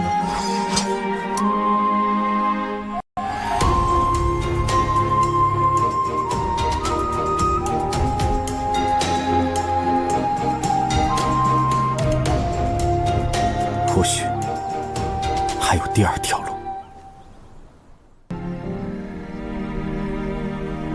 或许还有第2条路。第2条路，有些事情可以妥协，有些事情我也可以为你背负。可是今天大家长必须死，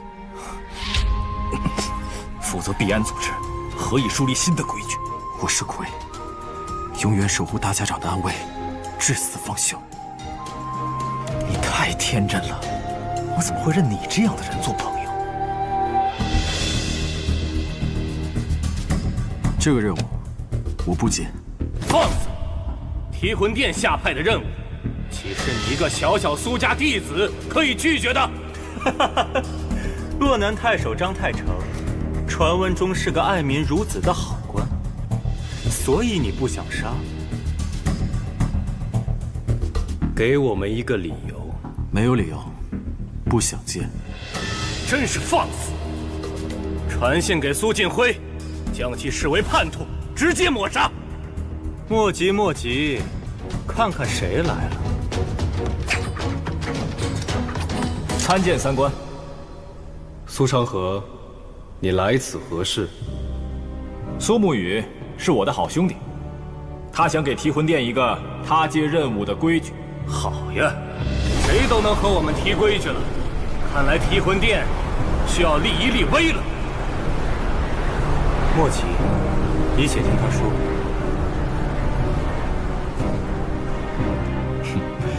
我兄弟说了，他有3不接：屠戮满门的不接，不知缘由的不接，不想接的不接。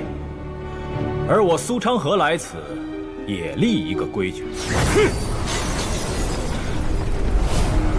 你们2个初出茅庐的小子，不要以为这1年来杀出点名堂，就觉得暗河都是属于你们的了。和我们立规矩，大家长都没有这个资格。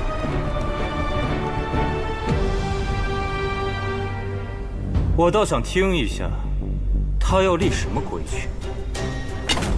我的规矩就是，所有苏沐雨不想接的，我都接。这就是我的规矩，不行吗？我觉得倒是可以接受，只要任务完成，管他是谁完成的呢。好，那么就说好了。若你做不到，那么等待你们2人的将是暗河最严酷的刑罚。唉，不必吓我，你们瞧好就是。你进去做什么？自然是帮你这个嘴笨的家伙谈判喽。你要明白，提魂殿不是大家长，他们只认规矩，不认你的剑。那他们同意了？那是自然，我的口才你还信不过？那你答应了他们什么条件？没什么条件，就是分析利弊。那提魂殿3官也不是傻子，自然会算账。多谢了。谁让你是我的好兄弟呢？长河，这么多年，多谢了。可是我有必须要守护的东西。你自以为是守护，可在我看来，你只是以守护之名在逃避。鬼窟院那100年的规矩，我们都能一起打破。长河，难道你就不能再相信我一次？唉，终究还是要与你一战了呀。长河，大家长不能死。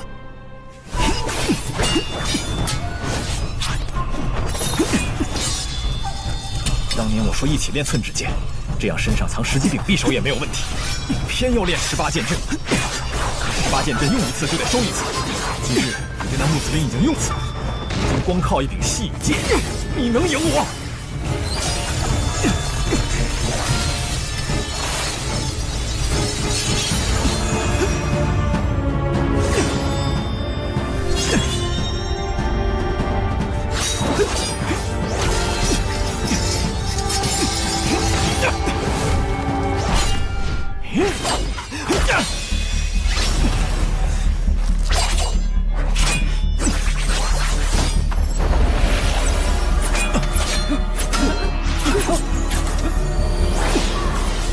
这操纵长剑的技艺，好像是弹琴一般。的确是，因为苏18创立这套剑法，就是为了纪念一位善于弹琴的女子。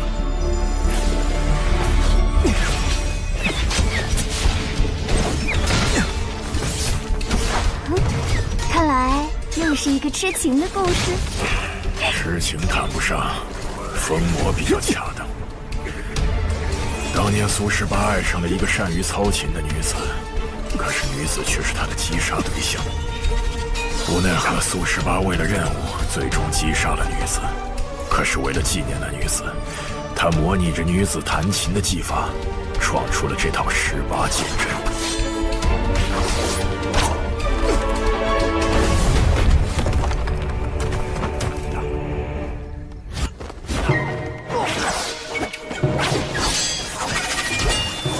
杀了心爱的人，然后为了纪念心爱的人，创出了杀人剑法。你这哪是疯魔呀？这分明就是变态呀！这18剑阵自苏18以后就失传了，直到沐雨这里才再次重现。莫非白姑娘认为沐雨也是变态的人吗？哎呀，大家长，我可没这么说。哦，那你觉得沐雨是个什么样的人呢？老实人。白神医，你可真是个妙人呢。喂，白神医，你是不是喜欢上我这位好兄弟了？嘿，你这人怎么一边打架还一边偷听别人说话？因为和苏沐雨说话实在太无趣了，还想办法劝我。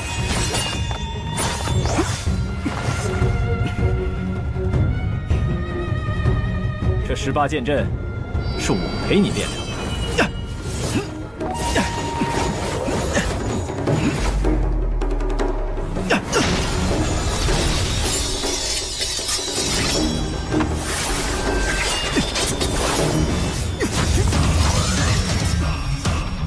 我比谁都知道你这破绽。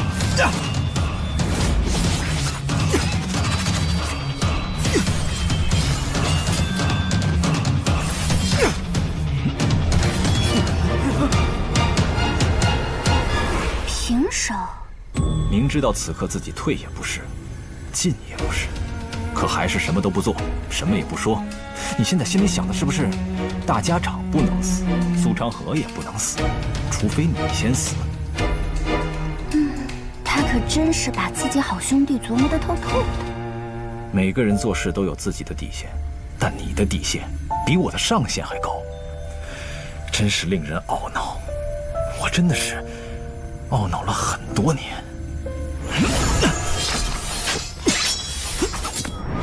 炎魔掌。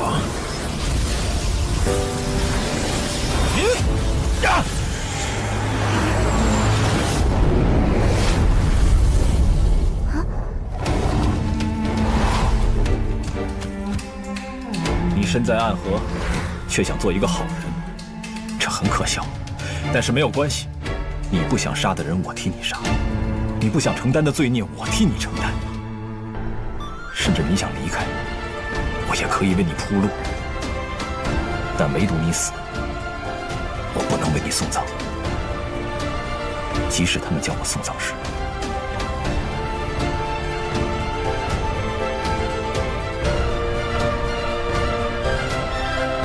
大家长，好。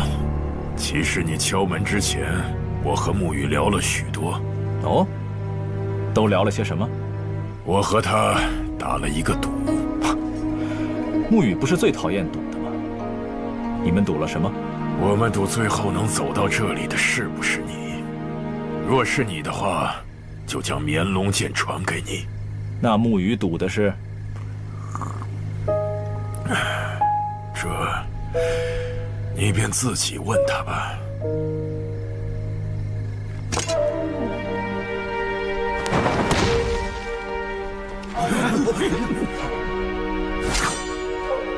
指尖刃，你是唐林月？你们可是要拦路？路我们已经让了，至于能不能进这扇门， 就得看玄武使的本事了。我为唐门市而来，非玄武使。不是说了吗？没有我的命令，谁也不能进来。我敲门只是因为所到之处非我宅邸，但我是否进来，并不需要任何人的命令。哦，竟然是连月兄。 我的雨墨妹妹不够好吗？你还到这里来？暗河大家长，我们终于见面了。天启城玄武使，久仰大名。为何所有人见到我，都要称呼我为天启城玄武使？我已在朱巢之外徘徊多日，不愿动手，便是不想参与进你们暗河之事。如今风波已定，大家长，我来与你一战。 仅为我二叔报仇。风波已定，看来你对我们暗河的局势有了新的判断。暗河之中，已经无人可以阻止苏昌河了。此话没错。在我动手之前，我有一句话要问大家长：是谁找的你们杀我二叔？收钱办事不提主顾之名。 这是规矩，但是我今天可以为你说一些其他的事情。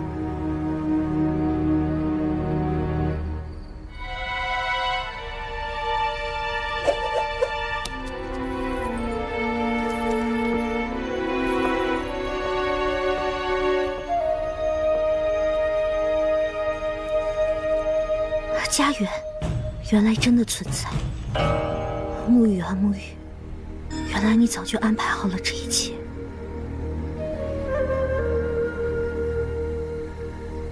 唐二老爷早已不插手江湖之事，但是在唐门之中却最看重你。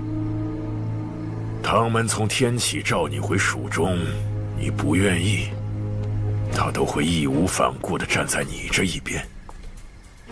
就是这么一个独自搬往孤冷地方独居的人，却受到了来自我们的暗杀，其中情有令人思量啊！原来是因为我的原因，感谢大家长告知连月。从你踏入天启城的那一刻起，你就不单单是唐门的唐连月了。我虽明白了，但我依然要杀了你，为我二叔报仇。既是如此，出手吧。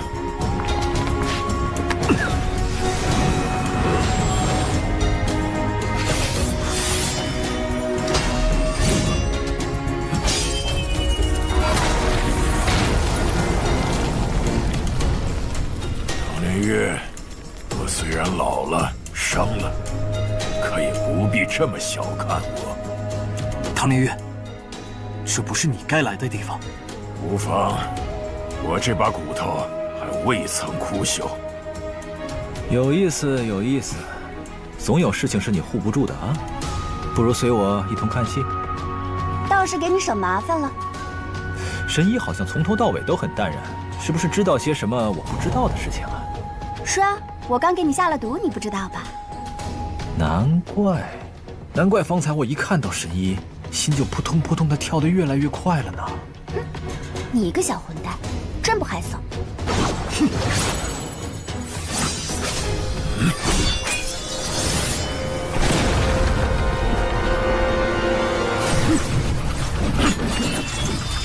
即便是唐二老爷与我对阵之时，也不得不用出万术飞花。你觉得你这般能杀我？好。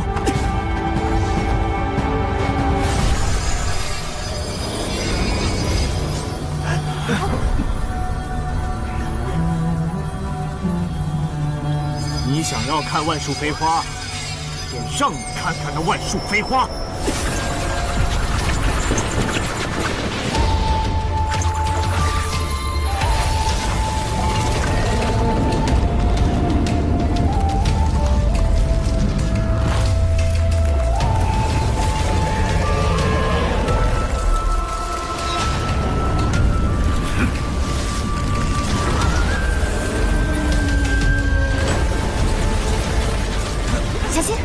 不必担心，唐连月是个死板到有趣的人。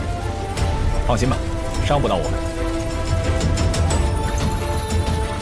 你二叔能以化为花，你却仍以银针作花，无法化天地万物为暗器，不如你二叔啊！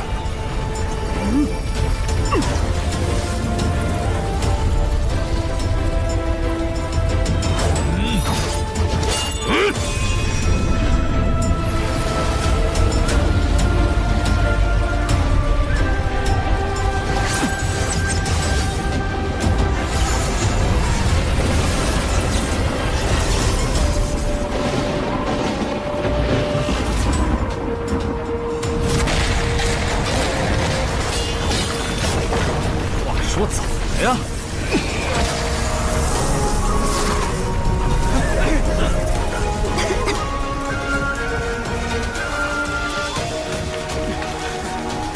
这银针之中藏着雷门的火药。大家长，天这么大，说明大家长肯定没有被炸死。唐门和雷门不是素来不和吗？怎么唐门的暗器中会藏有雷门的火药？天启司守护之首是李新月，她的丈夫是雷门这一带的翘楚雷莫杀。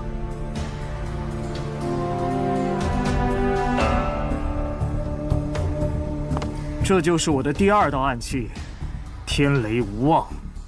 可惜今夜无云，不然引雷而下，你必死无疑。与梨花针。天雷无望还是伤到你了，大家长。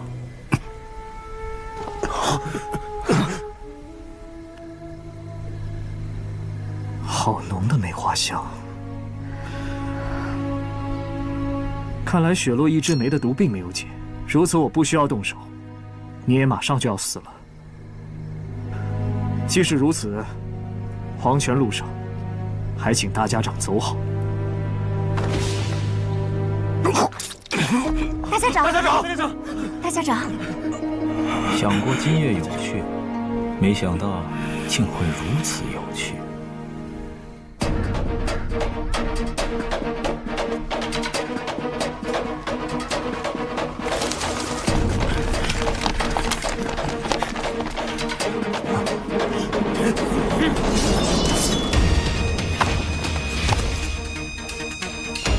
我们这边看来是来活了呀！上！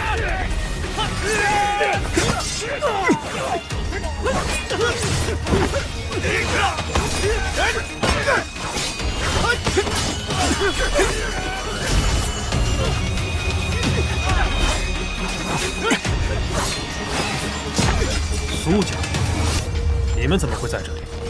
当然是等着送你们归西呀！苏家苏鸾丹，你一个二流角色，也配站在这里跟我对话吗？二流角色，穆家主，那就来试一试我这个二流角色的剑法。上！大家长已经被你们杀了吗？你想的倒是美，我们杀了大家长，而你手握绵龙剑，顺利的继任大家长之位。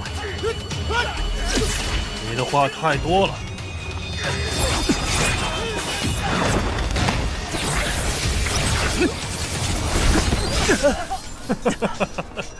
你以为凭借你们几人就能对抗我们穆家这么多的高手？却也不止他一人。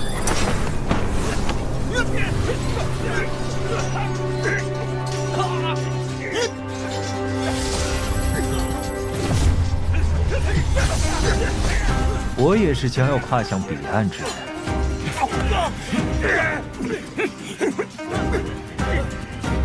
穆青瑶，背叛我！你忘了，我是无名者，你本就不曾把我当做过家人，又何来背叛一说？给我杀了他们！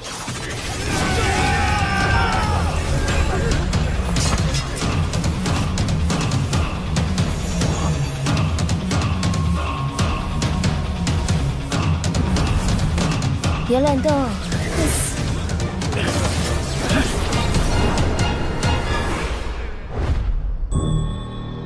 好啊，穆雪薇，你可是我从小看着长大的穆家人，你竟然……我们都是被这世间抛弃的人，唯有相互信任，才能到达彼岸。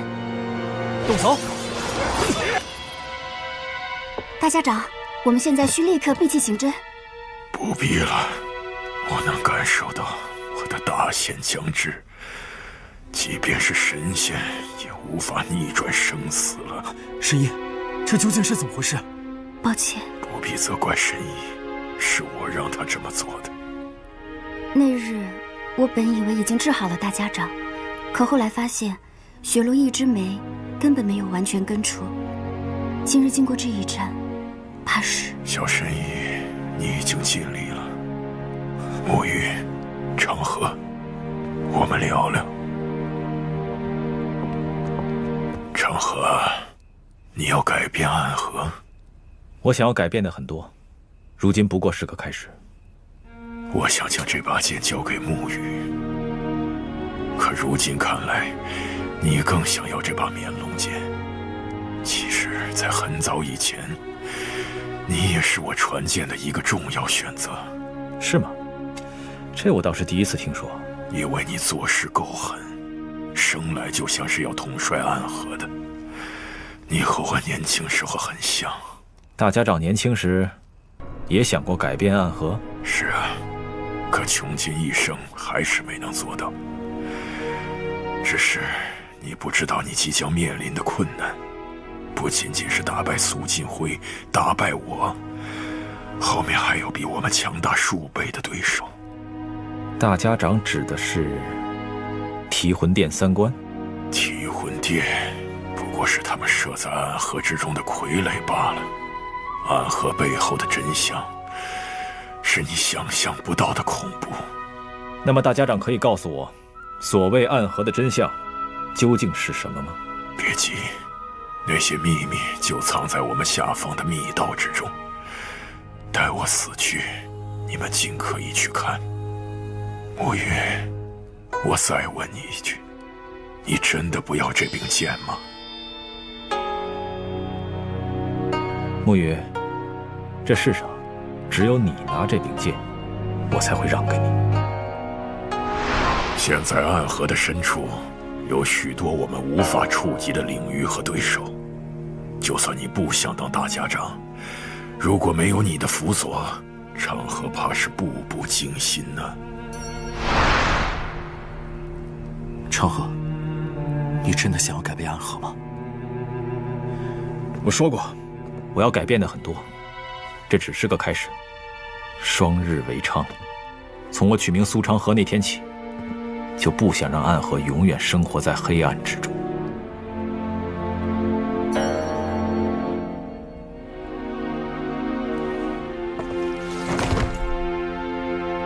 请大家长传绵龙剑于苏长河。那你就握起绵龙剑吧，成为第一个以无名者身份继任大家长的人。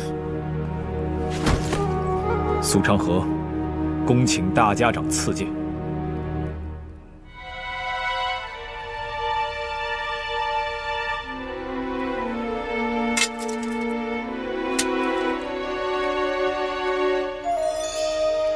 我会完成接下来的事。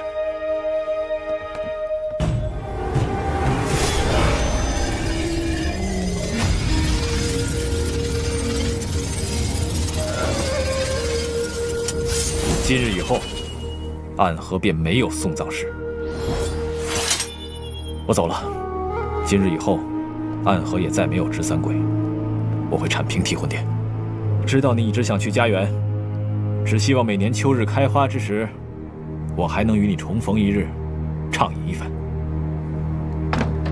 暗河的人，若能找到暗河之外的良人，也算是得到真正的解脱吧。出去以后，你继大家长之位，我统帅苏家。唉，我看这个白神依旧不错，肤白貌美，身材也不错，虽然没有雨墨妩媚，却挺适合你的。再见了，沐雨。我们一起带来一个新的暗河，但我需要先和神医去往江南处理一些事情。好。沐雨，你真的决定留下来吗？我相信你的选择，也相信你可以做得比我更好。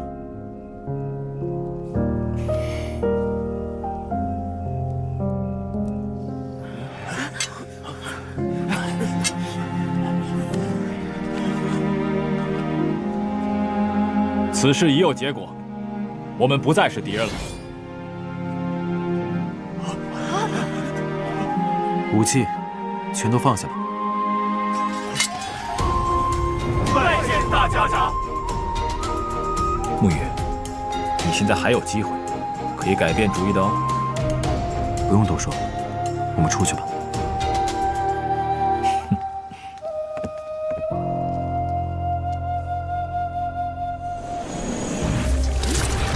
大家长，你还真是做了一个很可怕的决定呢。只有这样的决定，才能带来新的暗河，成为这个天下不一样的影子。哼，你很看好他们呀？一个组建了新的势力，一个收复了我的烛影12校。那我便看着吧。只是大家长，不管结局如何，你都看不到了。我如今已不是大家长了。我信过木，也信过苏，却从来没有走出过这片暗河。影子就是影子，走不到我们的地方。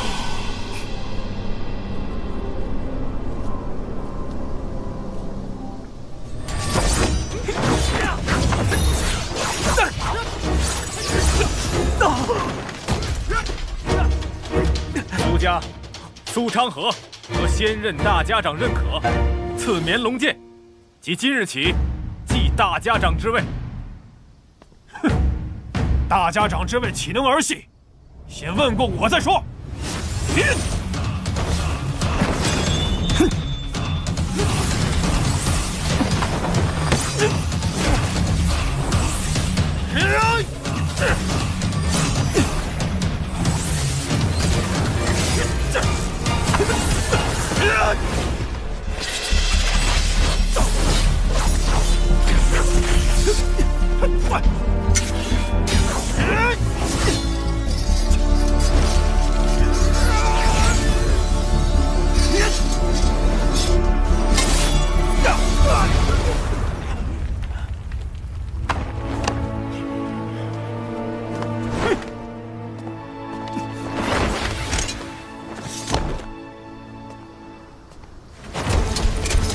拜见大家长。朱影杀手团苏沐雨谢魁之位，任苏家家主。拜见苏家家主。从今日起，暗河将不再有无名者，不再有所谓的鬼窟渊试炼，暗河弟子都能走出黑暗，立于光明之下。暗河三姓皆为家人，我们建立起一个全新的暗河。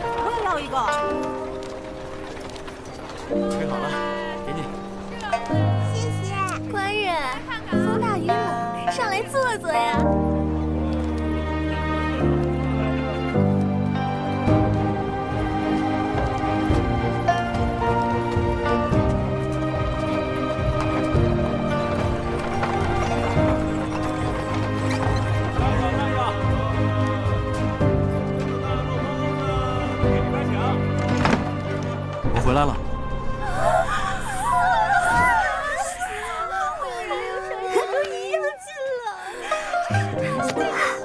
还热乎，还热乎，太好吃了。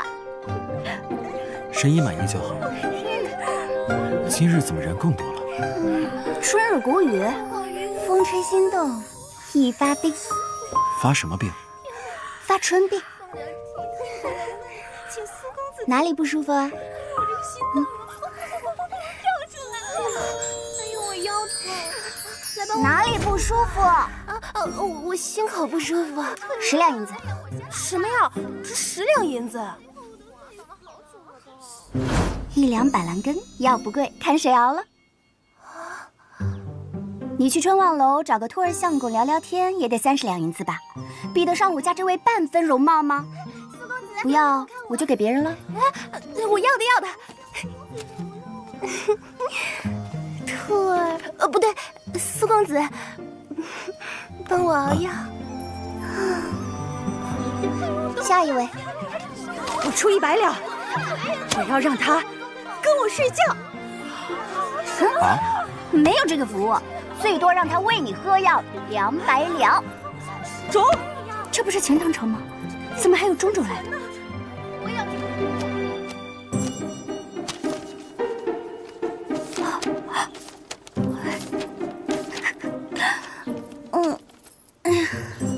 忙了一天了，你不累吗？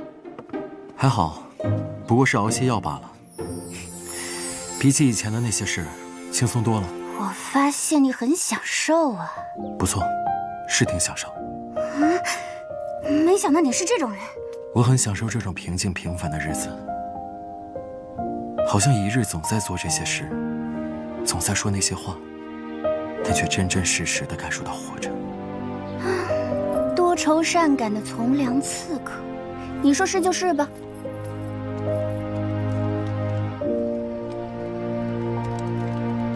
饿了吧？来，尝尝这个。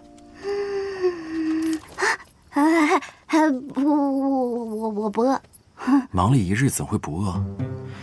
我昨日炖的那只鸡少了一味调味，今日改善了一下，你再尝尝。又是鸡？我还在隔壁王姐教我的基础上，用鸡汤烹煮了面条。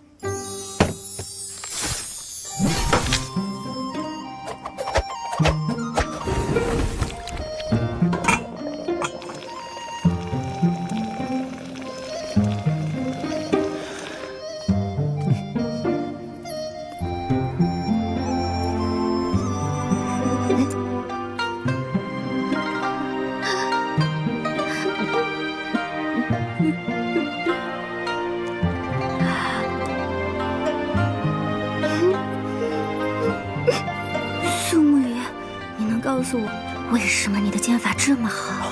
因为我面具做的这么难吃。那要不我再问问王姐？哎，苏沐雨，答应我一件事好不好？沈怡，你说。答应我，放过王姐，也放过我。多试几次总能成功的。练剑这样，做饭肯定也是这样。为何当年无名者100人？只有你和苏昌河2个人能活下来，大家难道没有试很多次吗？凡事都是讲天赋的。当老天爷给你握住了杀人剑的天赋时，就夺走了你杀鸡刀的才能。那个，苏沐雨，我不是这个意思。怎么又有一只鸡？是陈家大娘送的。他知道我跟王姐学做鸡，便送了一只鸡给我练手。你学了3天，他们送了8只鸡了。那我们明天吃什么？苏沐雨，你知不知道你的形象在我心里现在下降得很快吗？这真的是我脑海里的第一想法。这段日子，每次吃完我便想着下一顿吃什么。但这种仇人的感觉，总让我不由得泛起笑容。笑？哪里好笑了？反正我一点都笑不出来。你知道吗？我每日最喜欢去逛的便是市集，只觉得市集之上车水马龙，水雾缭绕，在那里我能感受到非常久违的一种活着的感觉。暗河大诗人苏沐雨。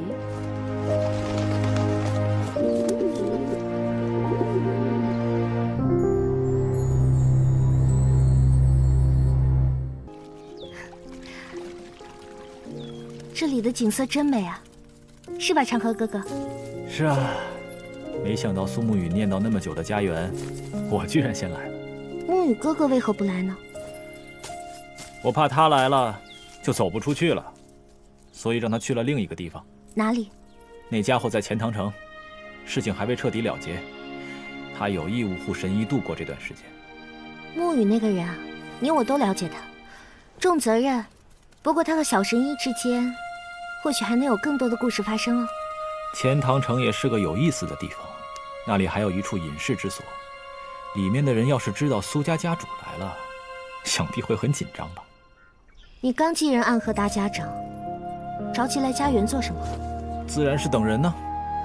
什么人？唉，等身穿官袍的伪神，游离世间的亡魂呢。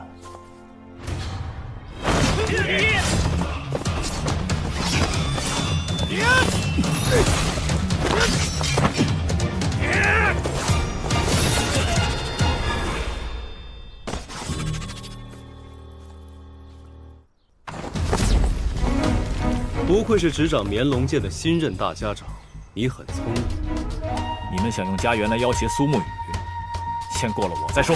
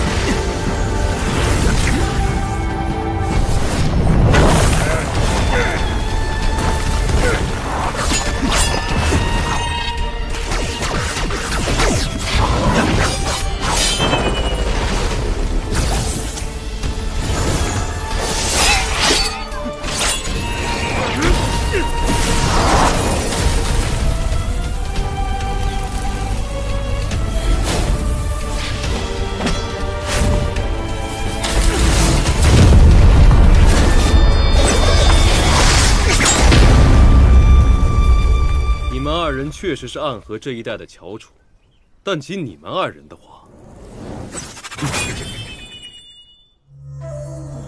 你们小看了我，也小看了这处家园。我身后的这座村落里，高手如云。我们可以进行一个谈判。什么谈判？我们可以允许家园的存在，但是苏沐雨得回到暗河。你和苏沐雨建立的新暗河，依旧需要受到提魂殿的制衡。可笑！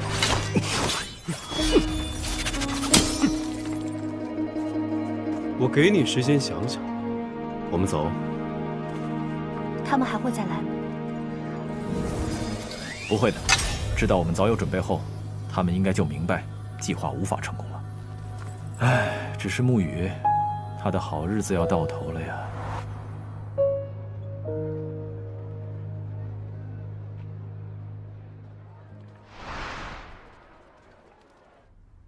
听说钱塘城最近来了2个有趣的朋友。钱塘城很多人都很有趣，可大多数都算不上是朋友。那个女医者一来就治好了李员外的病，那李员外的病当初可是你看后都直言无药可救，如今却被那个年轻貌美的女医者治好了，岂不是很有趣？看来先生已经偷偷跑去见过了，知道是个年轻貌美的女子了。哎，不曾，是山堂前几日与我说的。那山堂可曾告诉你，这位女神医的身边跟着一个总是背油纸伞的男人？若真是那人入了钱塘城，可绝不会是我们的朋友。哦，那看来你得下山走一趟了。这，先生你不去吗？你先去，要是人家并无恶意呢？可人家要是有恶意，我怕是回不来了呀。这局已定，白子输了。既然谢贤侄说我赢了，那我便是真的赢了。谢师兄背着书箱是要走了？书我已经看得差不多了，要离开了。既然看了学宫中的书，总该为学宫做些事情。山下那人，我替二位去看看吧。谢贤侄可曾听过，暗河有一位随身携带油纸伞，喜欢雨夜杀人的杀手？持伞鬼苏沐雨，正是。看谢师兄这神色，莫非与他相识？有些交情。交情？谢贤侄在暗河之中，竟然也有朋友。当年魔教东征，暗河曾帮助各大派一起抗击魔教，我曾和苏沐雨一起并肩作战，所以有一些交情。他在山下何处？城南洛怀街口白鹤药庄。你见到他，只需问问他，来此处是否为了杀人？如果是为了杀人，那么学宫就不得不插手了。之前我就说过，苏昌和此人不简单，不然穆子哲、苏晋辉这2个老狐狸也不会斗不过他。原本想要通过家园来威胁苏沐雨和苏昌河，如今此计不成，下一步该当如何？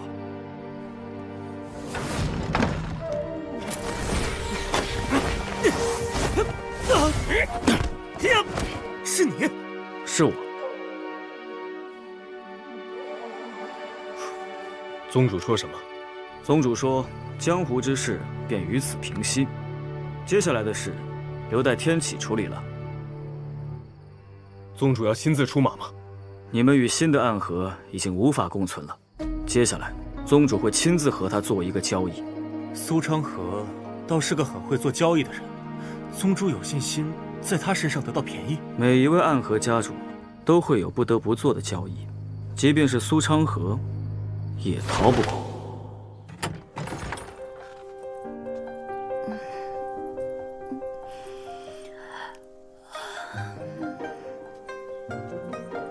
你怎么一晚上都没睡啊？信上说了什么？昌河和七刀叔达成了共识，七刀叔继任谢家家主之位，效忠昌河。穆家由穆清扬暂代家主之位，穆子哲还没有被找到，提魂殿在他们回去之前被烧了，什么都没有留下，三观也下落不明。苏昌河没有催你回去吧？他说时机未到，不用我回去。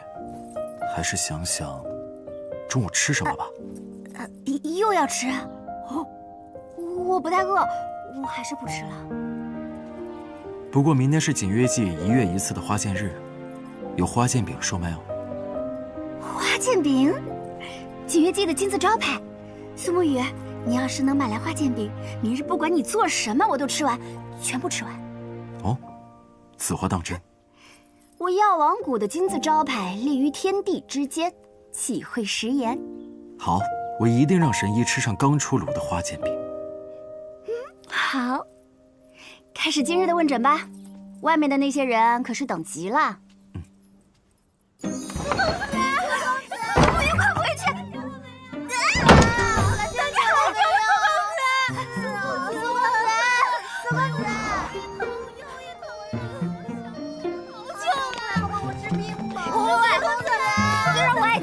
神医，但之前真的也太漂亮了！喂，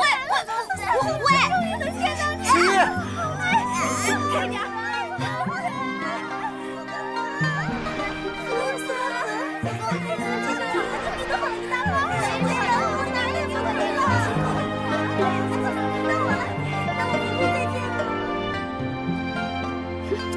果然，帅可以当饭吃。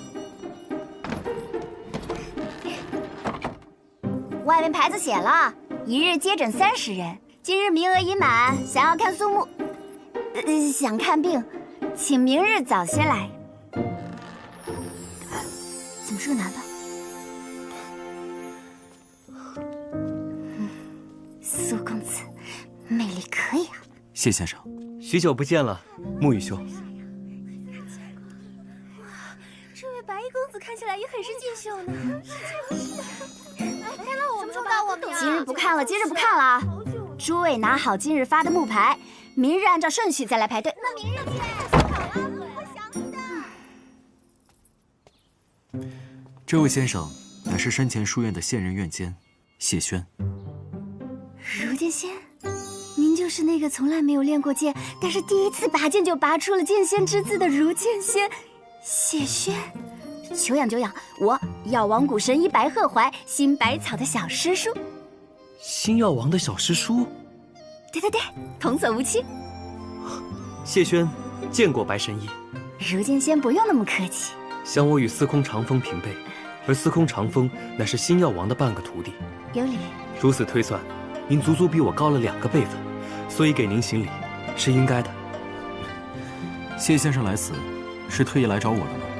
托一个前辈的请愿，想知道你来钱塘城的目的。不为杀人，那便无事了，告辞。我最近在学坐鸡。坐鸡？小鸡快跑！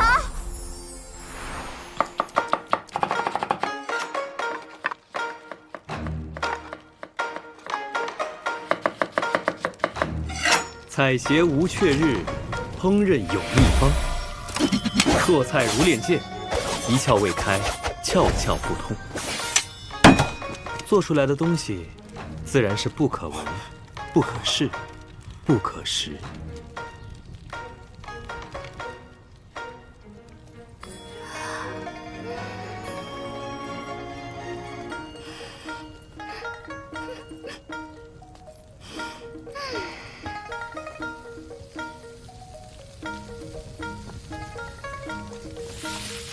如剑仙，居然是一位厨神啊！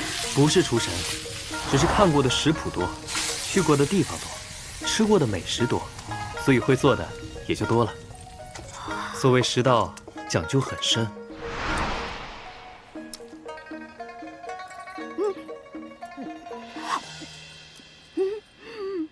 许久未见，不如小酌几杯。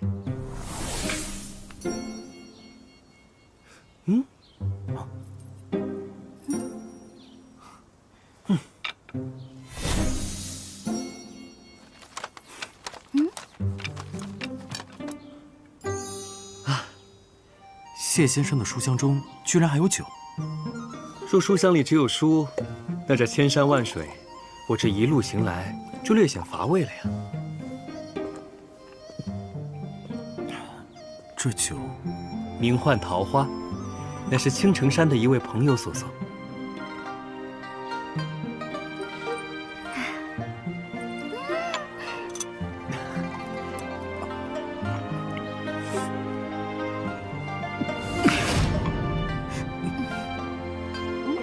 苏女，你的脸怎么这么红啊？这酒这么烈吗？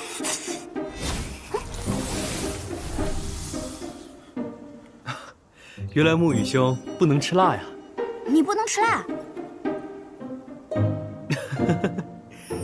我谢轩此生还是第一次见到有人用真气强行压制住口中辣味，有意思，有意思。谢先生，可愿意教我做菜？书中有颜如玉，有黄金屋，自然也有八珍玉。这本食谱借给你看，看上10年，北离出神就是你。多谢了。那若只能看上10日呢？那做这碗牛肉面还是没有问题的。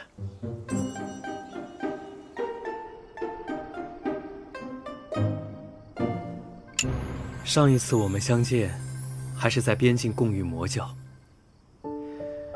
如今却在这钱塘城的小院里喝起了酒，这感觉还真有点不真实。谢先生也觉得这一切很不真实。有一句话我不知当问不当问。我仍在暗河，只是这些日子暗河发生了一些变化。哦，可讲否？暗河有了新的大家长。谁？莫不是你？是昌河。怎么是他？真是个不好的变化呀。谢先生当年就不太喜欢昌河。我读过很多的书，走过很多的路，自然也见过很多的恶人。你的那位好兄弟，或许不是世间最恶的人，但绝对是世间最讨人嫌之人。脸皮之厚，世所罕见，千古绝唱。千古绝唱也能如此用？等他死了就能这么用了？堂堂如剑仙，竟然在背后咒人！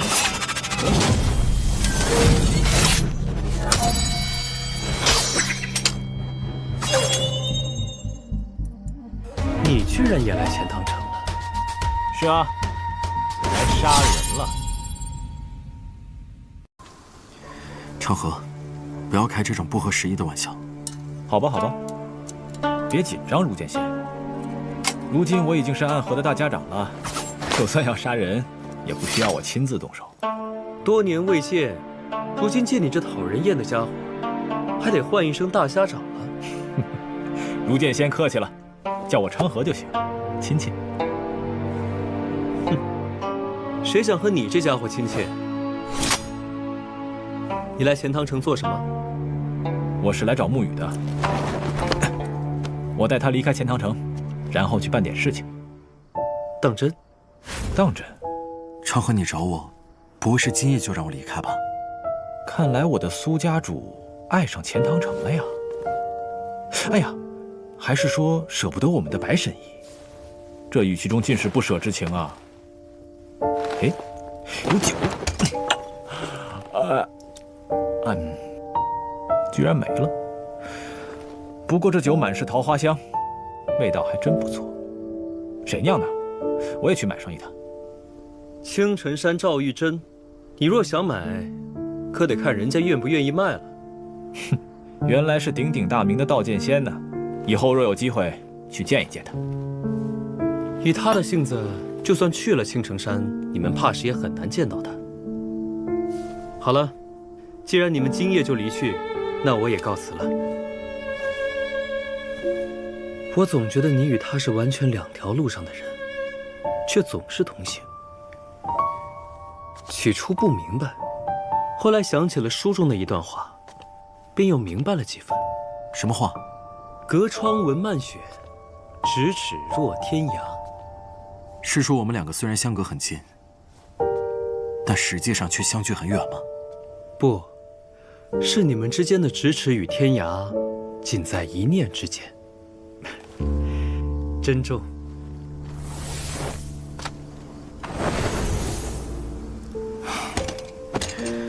我前日才刚接到你的飞鸽传书，今日你便来了钱塘城。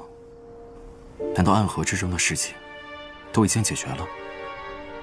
替魂殿三关虽然还活着，但剩下那些余孽不足为惧，交给穆清扬他们处理便是。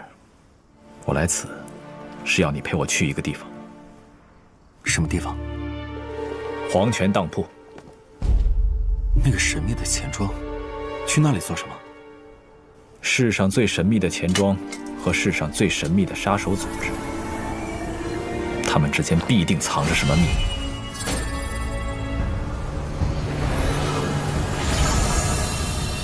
这也是为什么当初几位家主完全无视了暗河中的规矩，却依然坚持要抢到这绵龙剑才敢登大家长之位的原因。你在钱塘城的日子忽然就这么结束了，不会怪我吧？本就是幻梦一场，总该结束的。能否等到明早再去？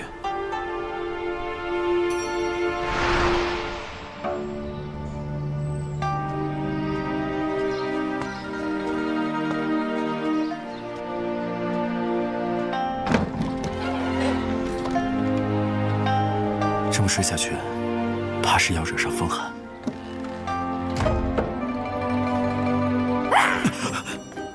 神医，要吓死我！我一开始是睡着的，就是有什么香喷喷的东西进来了，一下子就把我熏醒了。锦月祭1月1次的花剑日才有的花剑饼。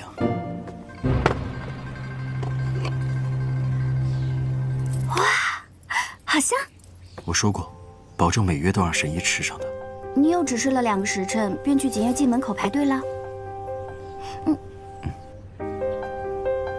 好吧，那我也不能食言。看在花剑饼的份上，明日不管你做什么，我都吃。好，只是明天便不能再为神医做饭了。长河来找我了。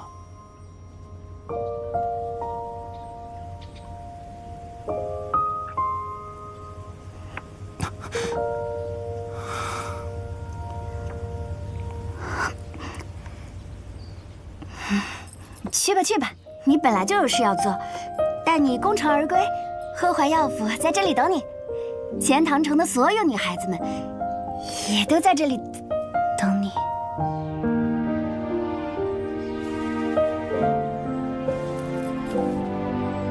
多谢神医。那你早去早回吧，我们都在这里等你。神医，那我走了。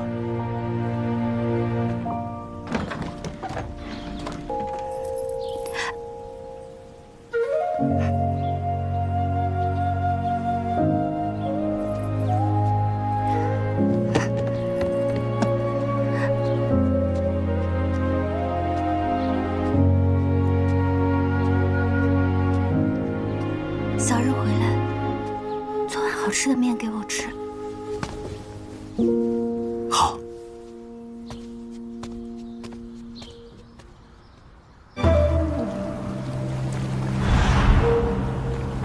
鬼差开路，相见黄泉。已见黄泉，鬼差何在？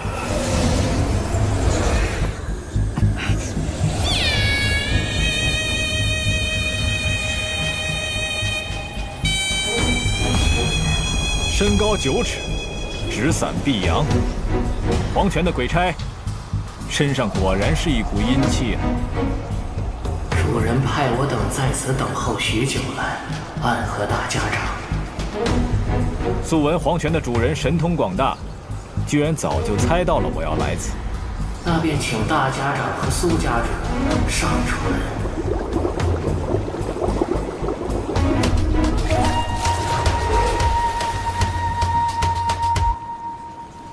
他又是何时出现的？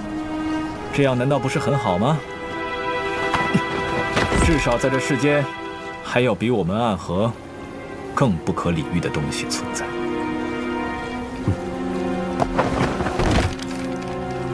公子便是这一任的苏家家主苏沐雨了吧？公子长得真是俊秀啊！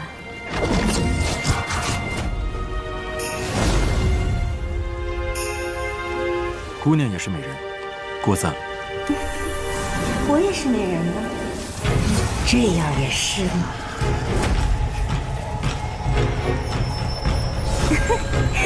公子开玩笑了。姑娘会易容术。你确定我就一定是姑娘？还真是邪门啊！你叫什么名字？小女子名叫红英。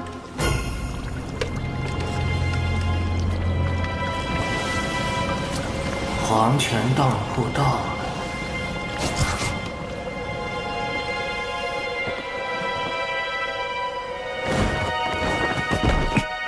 公子，要平安的出来。见了鬼了！也是有趣。穆家那些人也会易容术，但和这红英比起来，相距甚远。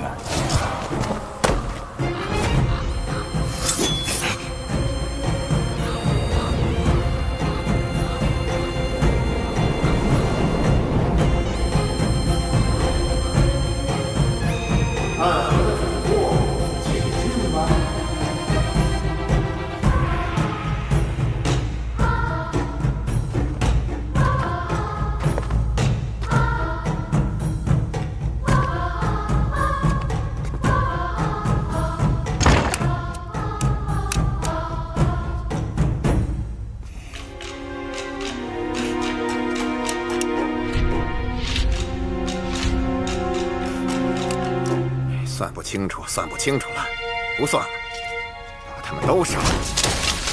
掌柜所言可是当真？杀了，一了百了，死不认账。遵命。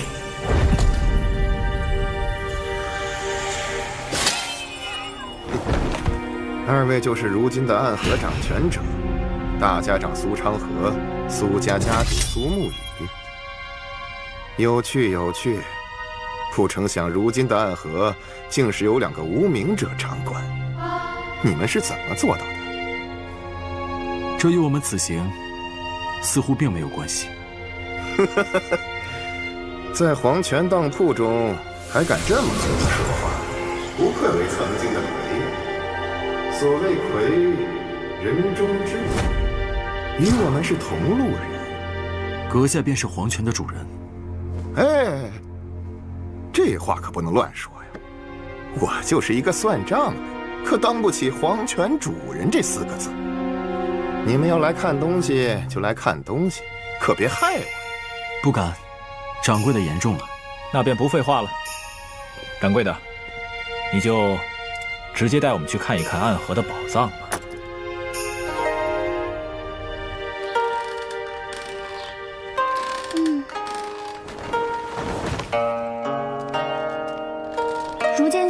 你怎么又回来了？叫我谢轩便好，冒昧打扰，没有事先知会神医，还请见谅。那我便叫你谢先生吧。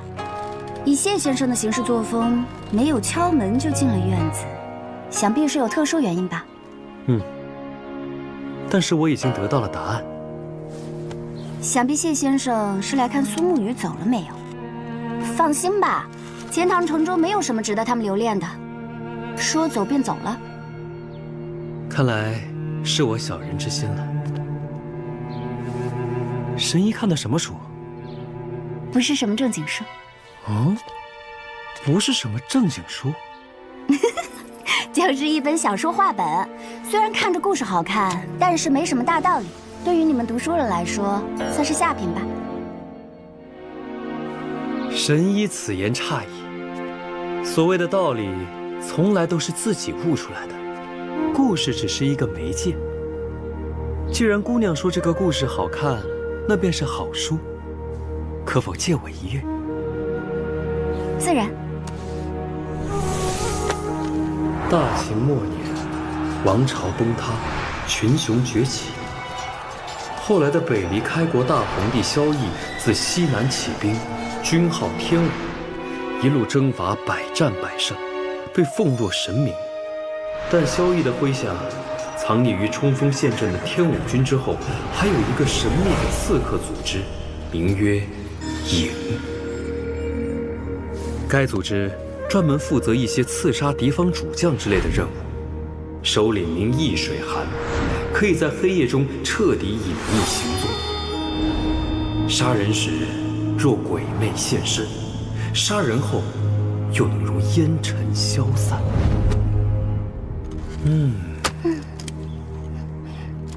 谢先生不看了吗？是本好书。先生也觉得这小说话本很精彩？你错了，这不是小说话本，这是一本史书。史书？北离开国史上哪有这段历史啊？如果真的有这么一个组织存在，那么为什么我从来不曾听人提起过？史书从来都是有两本的，一本是给世人看的，而另一本记录的才是所有的真实。那么，北离开国的时候，真的存在过这么一个专门做刺杀的队伍？这本书为什么会藏在暗河之中？难道说，暗河？有些事情光靠猜测是得不到真正的答案的，你说是不是，苏哲前辈？许久未见了，如见仙。短短几日时间，就在钱塘城中同时见到了暗河最强的3位杀手。爹爹，我说乖女儿啊，你回钱塘了也不说一声。爹爹。是啊，这是我的女儿，漂亮吗？自然。女儿，你们方才提到的那本书，给我看看。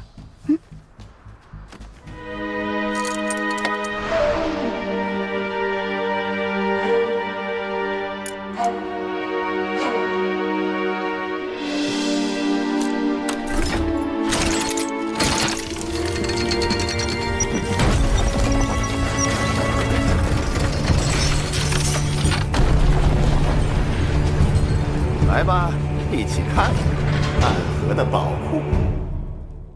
这便是暗河的宝库。听你的声音似乎有些不屑啊。也对，你对金钱并没有什么概念。你或许不知道，这屋子的金砖加起来能值多少钱？能值多少？买下一座钱塘城，够不够多？开门见山。自然就先给二位看点粗俗的。若二位以为暗河的财富仅是这些，那也太小看暗河的仙位了。哎，莫急莫急，屋中无人。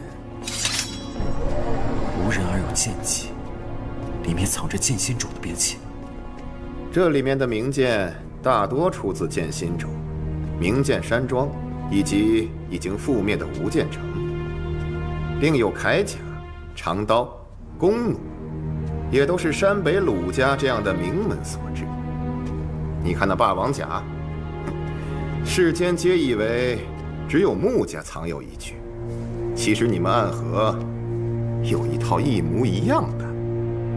这里的兵器是有钱也买不到的稀罕物，无剑城，其中的任何一样。都值得江湖人抢破脑袋。我说掌柜的，你语气这么得意做什么？这不都是我们的东西吗？习惯了，习惯了。那我们再来看看后面的。接下来的可要小心了。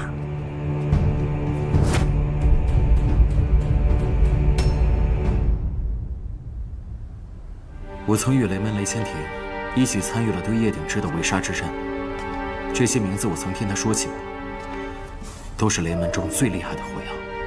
暗河中居然还藏有雷门的这些物件。除了麒麟火牙之外，雷门之中天字级的火药，这间屋子里全都装满了，所以要格外小心。若这里的火药同时引爆，整个黄泉当铺都会被夷为平地。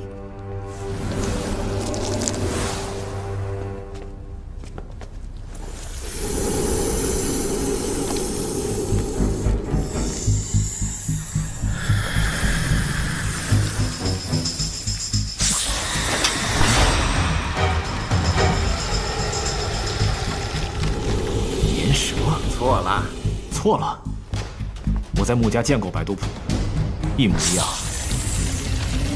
这是绵蛇王，同时用了温家和唐门以及百毒门等一众独门世家的剧毒来饲养。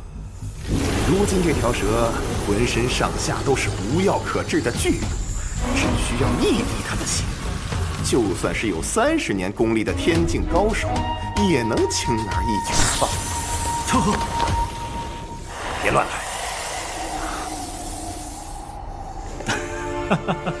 只是开个玩笑。那么旁边这2个药柜呢？自然亦是天下奇毒。若我没有猜错，剩下的1道门中藏有各类暗器。你很聪明，没错。接下来的这间屋子里藏满了各类暗器。除了没有唐门的暴雨梨花针、佛怒唐莲、孔雀翎这类秘传暗器外，其余的也是应有尽有。这院子中不止这几间屋子吧？还有接下来的那几间屋子，分别藏有奇门阵法之术、各重要城池的官家堪舆图等等。只要你能想到的，暗河的先祖们都已经将它们收纳其中了。所以，这便是暗河的宝藏。你看起来好像并不是很高兴啊。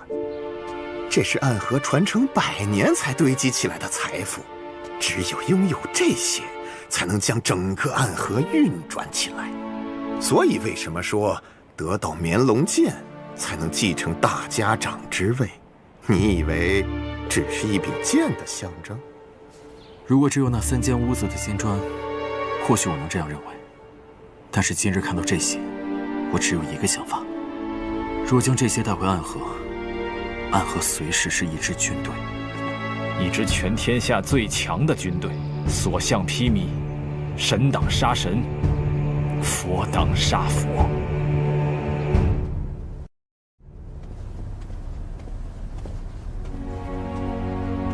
禀宗主，他们已经到了黄泉当铺。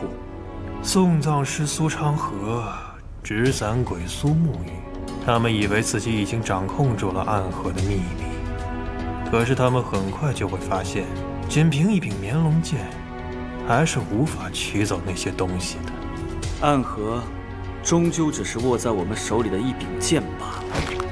我们的人呢？到黄泉当铺了吗？他们此刻应当已经见面了。我以为这间院子只有手持绵龙剑的主人才能够走进来。前尘过往，你们自己细聊。不过我还是得提醒一句，这里是黄泉当铺。当年提魂殿中见到你们2人，我便说应该将你们都杀了。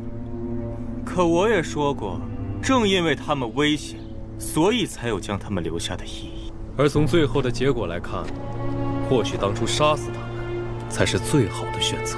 如今应当是后悔了。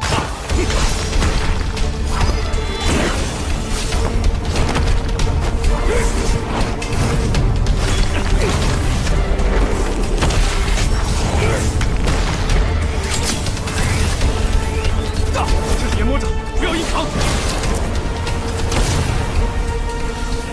这样的功力不是一朝一夕便可以练出来的。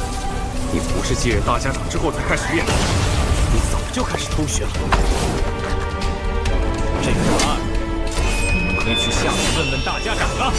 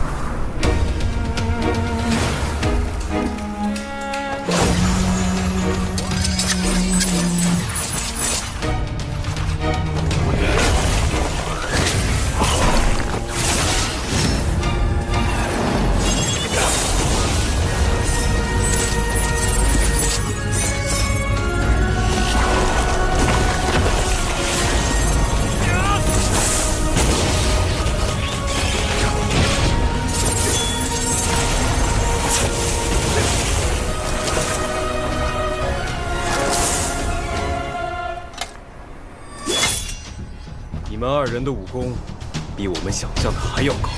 不要再说这么自大的话了。你们3人的性命，今日就得留在这里了。可我们今日来此，不是来和你们分什么死活的，我们是来……你我之间，就该有一场死战。还记得你那手下的仇？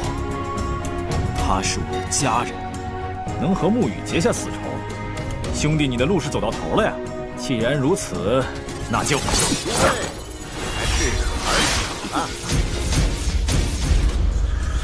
我方才说过，这里是黄泉当铺，我只允许你们在此聊一聊那些往事，可没让你们把我这里给拆了。王掌柜，有些话你怕是还没有和他们2人说完吧？大家长，我还未说完的是，你们手里的钥匙只是能打开这间院子罢了，但是要拿走这里的东西，还需要另外一件事物。哦，什么事物？这个，正是这个。钥匙可以打开这间院子，而这块腰牌可以取走院中的东西，二者缺一不可。哦，难怪提魂殿3关始终能够凌驾于3家之上。我知道你在想什么，你太小看我们，也太小看黄泉当铺了。哼，哈，3关这是认可我和苏沐雨来执掌暗河了？你觉得如何？你们好像忽略了一件事。哦，我们忽略了什么？我们并不认可提魂殿，更不认可你们3关。新的暗河之中，不需要你们存在。看来是我们自作多情了呀。只是你们把事情想得过于简单了。这是一份邀请。莫不是3关中谁要成婚了，邀请我们前去赴宴？你们想要一个答案，想要建立一个新的暗河。苏昌河在家园拒绝了我的交易，可今天这个交易你无法拒绝。这个地方你们一定要去，这个约你们一定要赴。去哪里赴约？天启城。天启城？那所见之人又是谁？所见之人的先祖在100年之前创立了暗河，至于剩下的，等你们到天启城之后，自然便会得到答案。有意思。可为什么我一定要对暗河这个答案感兴趣？收起你的研磨厂了，在黄泉当铺中杀人，也只有你这样的疯子才想得出来。你说对了，就是这样的疯子。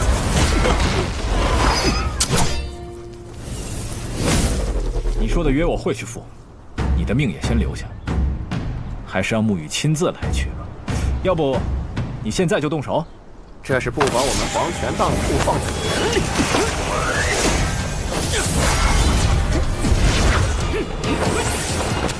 不急于事。疯子！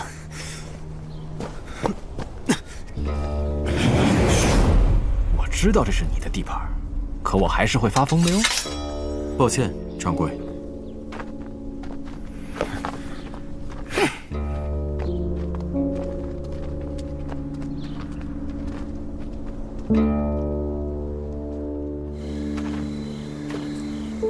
哎呀，刚刚差点没忍住啊！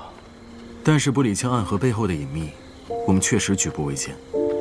他们主动来寻我们，倒好过我们去找他们。不过，天启城是不是听起来也有几分趣味？如果你曾经去过天启城，就不会觉得那里是什么有趣的地方。让暗河入天启，这是一件很危险的事情。有些事情只有越危险，才越值得去做。因为世间的每一件事，都有属于它的代价。你想要这座平静了许久的天启城染上血雾，可影宗本是护卫皇城的所在。很多事情已经开始不一样了，我期待他们的到来。哎，我的乖女儿，在看么事啊？苏沐雨，她可能暂时不会回钱塘城了。哎，她本就是苏家的家主，自然不能一直留在这钱塘城中啊。她回暗河了？不，信上说她要去天启城。皇城天启，他去那里做么事？信上并没有说。